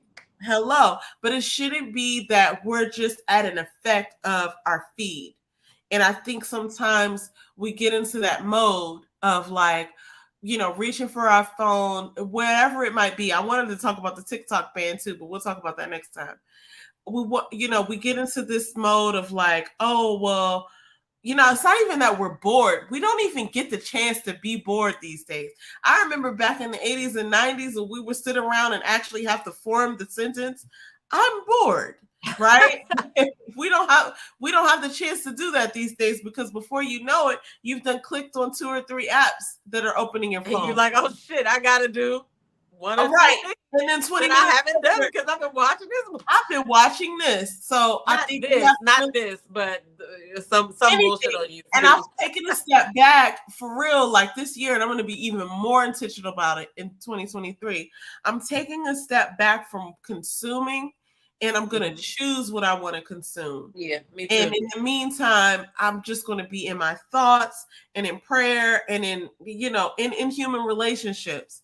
You know what I'm saying? As opposed to like just being, engrossed in whatever media there is. I mean, yeah, because it's easy TV. That includes TV for me, because I really, it's one of my things. I like to have the TV playing in the background, and like I'll even like watch the news or the ID channel, which is odd. When I think about it, I'm like, why are you doing that? Like I have to think about it sometimes. The ID channel is interesting though, so I really love it. But it's like, why is that comforting to me? I'm not sure. I've got to do some deep dive. You can have worse habits. I gotta do some shadow work, because I'm like, why is this comforting? But it is. I don't know why, but whatever. Maybe I'll solve some crimes. Anyway, this was a great show. Oh my God, we went for 2 hours and 40 minutes today. But you know what? It seemed so like 15 minutes, because like literally we started the show before we went live. I know. We were talking for like 25 minutes before we went live, y'all. So we shouldn't have did that. But we thank y'all for coming out and hanging with us like y'all normally do. Shout out to Goody Gabor. Shout out to the Crown Prince. Their podcast is called Full Metal Jacket POD. I'm gonna send you the video if I haven't yet. I'm gonna send you the video. It is 50 minutes, but I felt like it was like one of those things. I'm gonna watch it. I was about to say, I felt like it's one of those things you could just put on and listen, because it was kind of funny, but anyway, not kind of funny. It was funny. But yeah, shout out to everybody that came by and hung with us. I don't think we'll be here next week because I have to check the date of my office party, but I do think it's on Thursday. Oh. So, unless we do it on another day, we could just go to next week, or we could pre-record. It's up to you. I don't know. We can talk about that later, though. We'll talk about it, but I know we got the holidays coming up, so we might even take a couple weeks off at that point. If we do take off next week or the next couple weeks or however it works out, we'll be back soon. I love these conversations. There's so much to just like enjoy and talk about, and I love our co-hosts. So I'm excited. This is another conversation. Hey, King. Hey, buddy. What's up? King. King Paddington. Yeah, he knows it's me. Yeah, that tail was wagging. I love it. He knows it's me. Anyway, for me, man. I appreciate you guys tuning in. I'm so grateful, and I can't wait to talk again. That's all I have. Yes, make sure you follow her on IG, subscribe to this channel. I'm going to have her link in the description of this video when we close, but it's also in the other videos as well if you're not already following her, which you should be. And we're going to see you guys in the next video. Do you have anything else that you need to say? That's all. I'm just so super grateful, and I hope if we don't get the chance to talk to people, enjoy your holidays. Yes, happy holidays, and we'll see y'all in the next video. Peace.